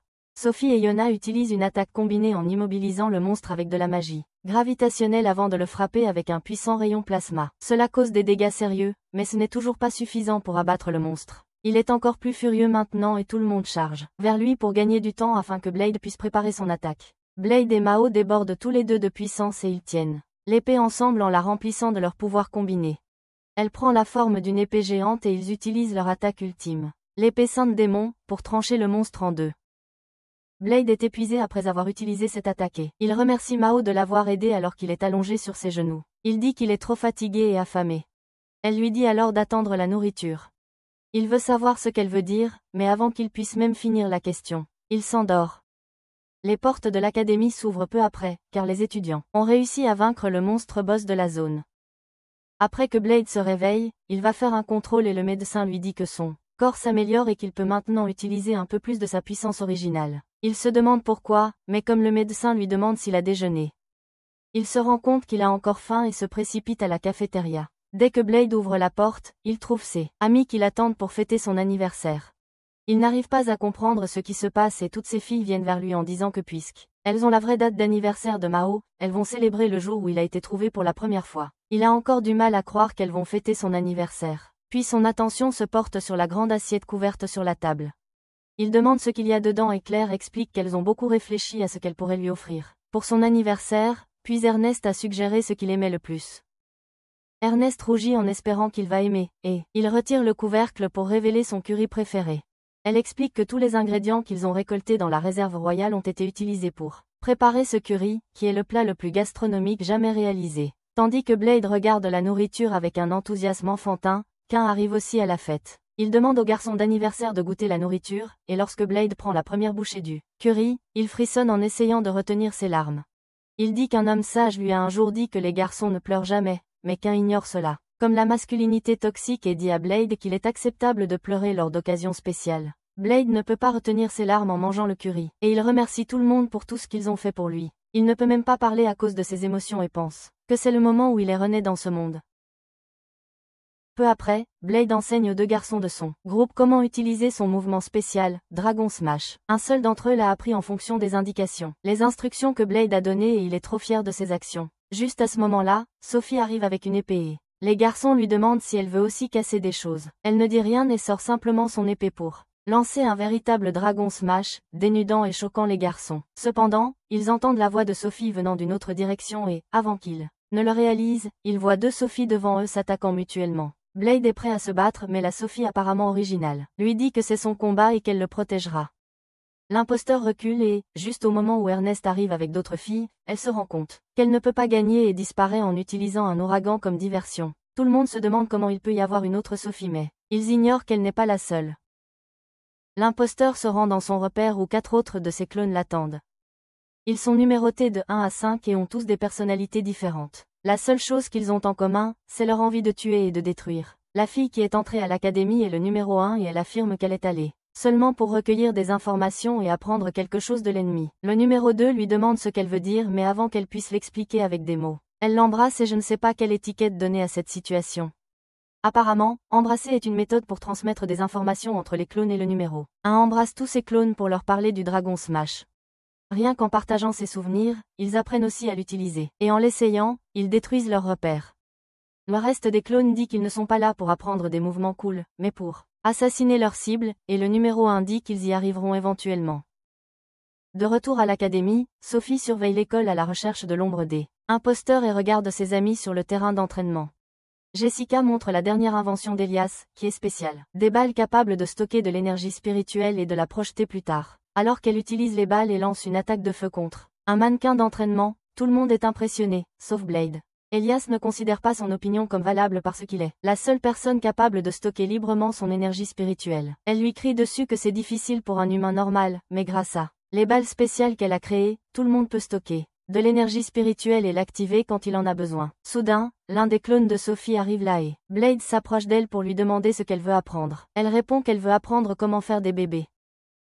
Ernest et Claire rougissent en disant que ce n'est pas Togier. Le clone répond que dans ce cas, elle le tuera. Elle attaque Blade qui est plus que prêt à l'affronter. Elle se plaint de ne pas pouvoir le tuer puis, de façon agressive, flirte avec lui en lui demandant de la tuer à la place. À ce moment-là, la vraie Sophie arrive et elle est furieuse contre son clone d'avoir fait un geste envers Blade. Le clone ne perd pas de temps et s'enfuit immédiatement. Blade et Ernest ont compté les clones et ils remarquent que c'était le quatrième à venir les voir et apprendre quelque chose. Plus tard, pendant le déjeuner, tout le monde se demande qui sont les filles. Blade se soucie seulement qu'elles soient passionnées par l'apprentissage. Et Ernest remarque qu'elles semblent être les sœurs de Sophie. Elle suggère qu'elles devraient toutes rejoindre l'académie et ses amis font remarquer qu'elle a commencé à manquer de bon sens à cause de l'influence de Blade. Ernest redevient immédiatement elle-même, et demande aux étudiants ce qu'ils en pensent. Une fille répond que les clones semblent être ici pour tuer Blade, mais cela ne surprend personne. Ernest dit qu'elle l'attaque toujours avec l'intention de le tuer chaque fois qu'il s'entraîne et tout le monde est d'accord. Ils s'en prennent à la fille qui a donné la réponse, et Blade leur dit de la laisser tranquille. La fille ajoute à sa réponse et dit que les clones sont différents de tout le monde parce qu'ils veulent s'approcher de Blade en prétendant être Sophie et le tuer en douce. Ernest réalise soudain que les clones sont des assassins et Sophie tombe à terre en se rendant compte que tout le monde autour d'elle est tellement stupide qu'ils ne l'ont pas remarqué plus tôt. Blade dit qu'il l'avait deviné depuis le début et Sophie dit qu'il n'a pas à s'inquiéter de quoi que ce soit parce qu'elle le protégera. Pendant ce temps, dans la cage des clones, le numéro 5 est excité car c'est bientôt son tour. Alors que tout le monde s'amuse, leur créateur les appelle et leur dit de tuer le grand héros pour prouver que le projet du héros artificiel a réussi. Le numéro 1 promet qu'ils le feront parce que c'est la seule raison pour laquelle ils ont été créés. La nuit, alors que Blade dort paisiblement, Sophie entre dans sa chambre et Yona manque de l'attaquer, la prenant pour l'un des assassins. Elle sait que Sophie s'inquiète pour Blade, alors elle demande de dormir chez elle, mais elle refuse et commence à s'éloigner. Yona lui assure qu'elle protégera Blade à tout prix. Elle répond qu'elle fera aussi de son mieux pour le protéger. Elle sort et trouve le clone numéro 1 là. Sophie lui dit d'abandonner car elle ne pourra pas tuer Blade, mais le numéro 1 dit que c'est le seul but de sa vie. Sophie lui rappelle que le projet de héros artificiel a été abandonné avec elle comme dernier prototype. Elle dit à le numéro 1 que le reste des clones a beaucoup d'imperfections et que leurs corps en ont souffert. Le numéro 1 dit qu'elle le sait, mais ce n'est pas une excuse pour ne pas suivre leur commandement. Elle affirme qu'ils tueront sûrement Blade et Sophie l'attaque. Elle la plaque au sol mais ne peut pas donner le coup de grâce car elle a pitié de sa clone. Elle la retient mais ne peut pas porter le coup final parce qu'elle la plaint. Le numéro 1 se relève et commence à s'éloigner, mais pas avant de dire à Sophie que elle doit aussi réaliser que son destin est d'être avec eux. Elle lui demande de les rejoindre pour qu'ils puissent tuer le héros ensemble. Le lendemain, tout le monde se rend au terrain d'entraînement en réalité virtuelle et ils trouvent le numéro 5, qui est un clone maladroit de Sophie. Elle dit avec colère à tout le monde qu'elle n'est pas Sophie, et révèle même qu'elles ne sont que 5. Elle est désemparée par le désordre qu'elle a causé et déclare qu'elle va tout détruire. Alors que le numéro 5 attaque, Blade s'enfuit avec d'autres étudiants parce qu'il s'amuse trop. Soudain, quelque chose le frappe par derrière et il tombe au sol. Le numéro 5 profite de cette occasion et assène des milliers de coups dévastateurs à Blade jusqu'à ce qu'il meure dans la réalité virtuelle. En se réveillant dans le monde réel, il demande à tout le monde ce qu'il en est du numéro 5 et ils répondent qu'elle est partie heureuse parce qu'elle pensait l'avoir tué. Alice dit que leur plan pour piéger les assassins en utilisant la réalité virtuelle est un succès et Ernest espère qu'ils ne s'en rendent pas compte. Malheureusement pour eux, le numéro 5 réalise que Blade l'a trompée et elle revient pour se venger. Alors qu'il s'enfuit d'elle pendant qu'elle détruit le bâtiment de l'école, Yona suggère à Blade qu'il devrait se rendre dans un endroit vide pour se battre. Juste à ce moment-là, un autre des clones arrive et l'attaque. Il évite à peine son attaque et ensuite Yona va provoquer les deux filles en dansant devant elle. D'une manière ou d'une autre, ces méthodes fonctionnent et les filles sont vraiment furieuses et Blade les attire vers le lieu où Ernest attend avec quelques magiciens. Elle leur dit d'utiliser toute leur puissance contre les clones, car ils ne mourront pas si facilement. Ils frappent les filles de toute leur force mais n'en parviennent à abattre qu'une seule. Ernest envoie l'autre voler avec sa magie de feu. Mais alors le numéro 5 lui lance une attaque surprise. Blade vient à la rescousse et la fait reculer avec sa magie. Yona suggère qu'ils devraient capturer les clones maintenant, mais ensuite, les deux filles se relèvent. Encore et ils se tiennent la main et activent leur pouvoir des roses artificielles pour créer un trou noir. Yona dit à tout le monde d'évacuer alors que le trou noir commence à tout aspirer. Ils s'accrochent au pilier et Blade leur dit d'attendre. Pendant 10 secondes, car c'est la limite des pouvoirs des clones. Ils s'effondrent après 10 secondes mais le trou noir est toujours actif. Il aspire deux filles et Blade les sauve de devenir des spaghettis cosmiques. Soudain, Sophie arrive et utilise la magie de la gravité pour créer un deuxième trou noir qui neutralise le premier. Elle parvient à le faire dans sa fenêtre de 10 secondes. Et Blade l'attrape alors qu'elle tombe au sol. Juste à ce moment-là, les 3 clones restants arrivent et prennent leur camarade blessé avant de fixer Blade du regard.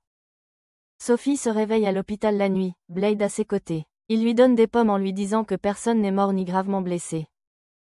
Sophie est heureuse d'apprendre cela, puis Blade lui demande d'en dire plus sur ses clones. Elle répond qu'elles ont toutes été récemment créées à partir de la même source de matériel et de technologie qu'elle, et imprégnées de pouvoirs héroïques artificiels. Sophie affirme que, bien qu'elle ait été sauvée par le roi, les nouvelles filles n'ont personne pour les aider. Blade dit qu'il veut être ami avec ses clones aussi et croit que Ernest avait raison quand elle a suggéré de les laisser s'inscrire à l'académie. Sophie frissonne en répondant que ce n'est pas possible parce que les héros artificiels ont été créés juste pour le détruire. Leurs cerveaux ont été modifiés pour les rendre complètement dévoués à leur mission. Mais Sophie a été sauvée avant que son esprit puisse être altéré. Elle pleure que ses clones ne peuvent pas désobéir aux ordres de leur créateur et Blade la prend dans ses bras pour la réconforter. Il reste à ses côtés toute la nuit mais s'endort. Et ensuite Sophie disparaît sans dire à personne. Blade et ses amis se rendent immédiatement au bureau du roi où il révèle qu'il a reçu une lettre de Sophie disant qu'elle se retire de l'académie. Ernest est furieux et lui demande pourquoi il ne l'a pas arrêtée, et il répond que c'était son droit de quitter l'école si elle ne voulait plus devenir une héroïne. Elle est toujours furieuse, mais Blade la calme car il sait que le roi ne se sent pas bien à ce sujet non plus. Ernest promet alors qu'ils iront ramener Sophie, et Jessica a déjà trouvé la liste de leurs cachettes. Avant que les étudiants ne se précipitent dans le danger, le roi leur dit que la raison pour laquelle Sophie est partie seule est que ses amis n'ont pas voulu se salir les mains. Il prétend que la seule façon d'arrêter les clones est de les tuer. Et c'est pourquoi Sophie est allée les affronter seule. Le roi respecte la décision de la fille et dit aux étudiants de réfléchir longuement et sérieusement à leur prochaine étape. Cependant, Blade a déjà pris sa décision et il est prêt à chercher Sophie. Cube et Yona le rejoignent car ils veulent aussi sauver leur amie. Blade pense qu'ils ne sont que 3, mais ensuite Mal les rejoint en disant que elle et Maria sont toutes les deux d'accord pour dire qu'elles doivent sauver Sophie. Ils commencent à marcher vers la porte et découvrent qu'Ernest et d'autres les attendent déjà là. Blade est choqué de les voir et tout le monde se moque de lui. Pour son retard avant de partir ensemble en mission. Sophie se rend dans l'une des planques utilisées par ses clones et constate qu'elle est vide. Alors qu'elle revient de là, Ernest la repère et contacte Lisa pour transmettre l'information aux autres. Ernest s'approche de Sophie qui lui demande de la laisser tranquille. Elle répond que tout le monde comprend ce qu'elle ressent et qu'ils veulent l'aider. Mais Sophie dit que ce n'est pas le cas. Elle attend que tout le monde soit réuni pour pouvoir leur révéler son secret. Elle explique qu'elle a été créée dans le cadre du projet héros artificiel et qu'elle était le 12e prototype. Tous les impliqués dans les expériences ont été arrêtés, mais certains échantillons et données de recherche ont été volés et quelqu'un a poursuivi les recherches en secret sans en informer le monde. Sophie dit que la raison pour laquelle les 5 filles sont derrière Blade est qu'elles veulent surpasser le grand héros. Ses amis stupides n'ont pas encore compris que Blade est le grand héros et Sophie hésite sur ce qu'elle doit leur dire. Heureusement, elles sont aussi créatives que stupides et Ernest suggère que les clones veulent tester leur pouvoir contre Blade, qui est un surhomme à tout point de vue parce que s'ils ne peuvent pas le vaincre, ils ne peuvent pas espérer égaler le héros. Blade accepte cette explication et laisse tomber. Sophie s'excuse alors auprès de ses amis de leur avoir causé tant de problèmes et ajoute que son passé l'a finalement rattrapée. Elle doutait toujours que s'amuser et se faire des amis lui conviennent. Elle s'est toujours sentie comme une imposteur vivant parmi de vraies personnes, et c'est pourquoi elle veut retourner dans les ténèbres d'où elle vient. Sophie déclare qu'elle protégera ses amis même au prix de sa vie et dit que le temps passé avec eux a été la meilleure période de sa vie. Ernest lui donne des coups de karaté consécutifs en lui disant que si elle se sent heureuse avec eux, elle devrait rester avec eux. Elle dit que dans le passé, elle était aussi quelqu'un qui n'appartenait pas aux gens normaux. Mais grâce à Blade, elle a pu surmonter cela. Sophie sourit en entendant cela et Ernest dit que si elle veut tuer les clones, ils l'aideront. Blade répond qu'ils ne feront rien de tel. Il affirme que même si le roi dit qu'il n'y a pas d'autre choix que de les tuer, Il ne fera pas de mal aux filles. Sophie dit que c'est le seul choix car les filles sont physiquement incapables de désobéir aux ordres de leur créateur. De plus, les modifications apportées à leur corps ont raccourci leur espérance de vie et elles n'ont plus beaucoup de temps. Malgré cela, Blade veut aider les clones et les appelle les sœurs de Sophie. Il demande à ses amis de l'aider et ils sont impatients de l'aider. Il va ensuite voir Sophie et lui demande de lui donner sa vie, et elle accepte, sans hésiter, au grand désarroi d'Ernest. Après cela, Blade se tourne vers ses alliés car elle est la seule à avoir la capacité d'avoir de bonnes idées et elle répond avec suffisance qu'elle a déjà un plan. D'un autre côté, les clones sont dans une cachette secrète. Les numéros 4 et 5 ne se sentent pas bien et le numéro 1 se porte volontaire pour s'en débarrasser s'ils ne peuvent plus bouger. Ils se lèvent en entendant qu'on dit qu'ils ont encore un combat en eux. Leur créateur est heureux de l'entendre et il continue de les encourager à tuer le grand héros pour prouver que ses recherches sont justes. À ce moment-là, les deux autres clones entrent dans la pièce avec une lettre de leur cible, les défiant à un combat. Le numéro 1 relève le défi et décide que c'est le moment d'en finir une bonne fois pour toutes. De retour à l'académie, Blade attend les clones dans l'arène. Ses amis se demandent s'ils viendront vraiment et Sophie les rassure en disant qu'ils viendront car elle ferait la même chose à leur place. Ils arrivent bientôt et annoncent à Blade qu'ils vont le tuer aujourd'hui. Il répond qu'il veut juste être ami tandis que les alliés lui expliquent le plan une fois de plus par oreillette. Elle dit à Blade qu'il est le seul à combattre les filles et que, dans ce cas, elles ne s'enfuiront pas même après avoir réalisé qu'elles sont tombées dans un piège. Le plan est simple. Blade doit supporter leurs attaques et les fatiguer sans leur causer de dégâts. Il tire son épée et les filles l'attaquent immédiatement. Il continue à esquiver et à bloquer leurs attaques et il réalise que ce ne sera pas facile de mettre leur plan à exécution. Pendant ce temps, les alliés cherchent le cerveau derrière les assassins. Tandis que le roi se prélasse et rit.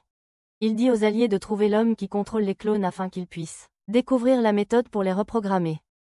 De retour dans l'arène, Blade a du mal à gérer toutes les filles en même temps. Elles l'accablent avec des attaques de toutes parts et réussissent à le désarmer. Blade réalise qu'il est dans une situation délicate alors que les filles l'attaquent ensemble. Ernest veut l'aider mais Sophie l'arrête et lui demande de faire confiance à son homme. Blade utilise une barrière pour empêcher les filles de l'atteindre et les repousse ensuite. Ses amis sont émerveillés qu'il puisse encore réaliser de tels mouvements malgré son état. Puis il décide de mettre en œuvre la troisième partie du plan, en utilisant les balles spéciales de stockage de magie fabriquées par leurs alliés. Dans l'arène, l'une des filles utilise ses pouvoirs artificiels et change les lois de la physique pour faire s'écraser Blade au sol à plusieurs reprises. Après qu'elle l'ait laissé tomber d'une grande hauteur, une autre utilise ses pouvoirs artificiels de héros, et crée des clones d'ombre pour attaquer Blade. Il panique mais ses amis lui lancent alors les balles spéciales. Il les insère dans son épée et utilise la magie du vent, pour détruire tous les clones d'un seul coup. La fille qui a utilisé le jutsu clone d'ombre s'épuise, et tombe au sol. Une autre prend sa place et utilise son pouvoir artificiel. Les pouvoirs du héros lui permettent de charger vers Blade à grande vitesse. Liner lance sa balle vers Blade, ce qui lui permet d'utiliser son super bouclier robuste. La fille qui attaque s'effondre bientôt, mais immédiatement après, l'épée de Blade s'effrite et il ne peut plus utiliser de balles magiques. Le numéro 5 l'attaque et alors qu'il esquive son attaque, Blade crie à Ernest de lui passer sa balle quand même. Elle obéit, mais le numéro 5 interfère et n'empêche pas Blade d'attraper la balle. Sophie décide que c'est sa chance de soutenir Blade et elle utilise son temps de congélation pour s'infiltrer dans l'arène. Elle prend la balle et aide ensuite Blade à échapper aux attaques de numéro 5. Elle lui demande alors d'utiliser ses pouvoirs pour se battre et il accepte l'offre. Alors que numéro 5 utilise son mouvement spécial et envoie des coups d'énergie vers lui. Blade contre-attaque avec une tempête puissante et la fait manquer d'énergie. Un autre clone se prépare à se battre et attaque Blade avec un puissant rayon en utilisant son épée. Il active le pouvoir d'Ernest en utilisant ses mains comme médium, tire une attaque de feu puissante et contre l'attaque entrante. La destruction causée par l'attaque force tout le monde à fuir et alors que la fumée se dissipe, Blade se retrouve face à face avec le numéro 1, le dernier clone restant. Il attend qu'elle attaque, mais elle ne fait rien, et lui dit que son temps est écoulé. Sa main tombe au sol et elle s'effondre. Blade court pour la soutenir et numéro 1 lui dit que leur durée de vie n'était que de 14 jours et ce coucher de soleil sera la dernière chose qu'ils verront. Il panique et contacte Elise pour obtenir de l'aide, qui a découvert le laboratoire où les filles ont été créées. Elle dit à Blade que les filles ont eu de la chance d'avoir atteint leur 14e jour avec la terrible façon dont elles ont été créées. Bientôt, Claire arrive sur les lieux et essaie de guérir numéro 1, mais son pouvoir ne fait absolument rien. Elise dit qu'il n'est pas possible de sauver les filles avec de la magie de guérison. Elle a déjà découvert qui était le créateur des clones et croit qu'il est mort bien avant qu'ils ne viennent dans ce monde, donc il ne leur a jamais donné d'ordre direct pour le tuer. Blade panique et lui demande si elle peut faire quelque chose avec son esprit aiguisé et elle répond que bien qu'elle puisse reprogrammer les clones, il n'y a pas de temps pour ça. Blade est dévastée et ensuite Sophie vient vers elle, et demande à rassembler toutes ses sœurs. Elle appelle numéro 1 et elle dit qu'il y a un moyen de les sauver. Elle ne veut même pas vivre parce qu'elle n'a pas réussi à accomplir ses ordres et Blade lui dit de continuer à vivre pour qu'elle devienne assez forte pour le surpasser. Toutes les filles sont encore à peine en vie et elles répondent que son idée semble amusante. Sophie demande à numéro 1 d'utiliser ses pouvoirs artificiels de héros puis demande à Blade de prendre le contrôle d'elle et d'envoyer les âmes des filles dans son corps. Il fait ce qu'on lui dit et transfère la conscience de toutes les filles dans Sophie. Il est admis à l'hôpital après cela, les deux mains gravement blessées.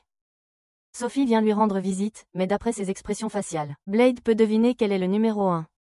Elle l'affirme puis lui dit de s'améliorer pour qu'elle puisse le tuer bientôt. Blade lui sourit simplement, puis le numéro 1 laisse Sophie prendre le contrôle du corps. Elle sourit en disant qu'elle est contente que Blade aille bien. Il lui demande comment elle se sent d'avoir plus de personnalité que le Moon Knight à l'intérieur d'elle, et elle répond que c'est gênant, mais qu'elle s'en sort d'une manière ou d'une autre. Quelques semaines plus tard, le roi ordonne une gigantesque bête magique pour aider ses étudiants à s'entraîner. Les petites frappes sont inutiles contre lui et même coup ne peut pas le vaincre en forme de dragon. Le roi ne fait que rire en prenant plaisir à voir les étudiants lutter et les femmes avec lui dire que le monstre est trop fort pour eux. Il bat coup facilement, puis Ernest lance une salve de boules de feu dessus jusqu'à ce que son épée démoniaque devienne molle. Ses attaques n'ont aucun effet sur le monstre. Alors Leonard l'attaque, mais il est repoussé d'un coup. Sophie attrape sa lance et utilise les pouvoirs ainsi que les personnalités de toutes ses sœurs pour attaquer le monstre. Cependant, la seule chose qu'elle détruit, c'est la lance de Leonard. Mao et Yona attaquent le monstre après cela, mais leurs attaques sont aussi inutiles. Le monstre rugit et l'assistant du roi dit que c'était une mauvaise idée de l'amener ici, mais il ne cesse de rire en lui disant d'attendre que la vedette principale entre en scène. Juste à ce moment-là, Blade tombe du ciel et porte un coup puissant. Un coup sur la tête du monstre, le neutralisant pour de bon. Il atterrit au sol, attrape son assiette de curry et commence à manger presque immédiatement parce que rien ne peut déstabiliser le plus grand héros de tous les temps. Si vous aimez cette vidéo, vous allez adorer ce loser solitaire, qui se réincarne pour devenir le héros le plus fort.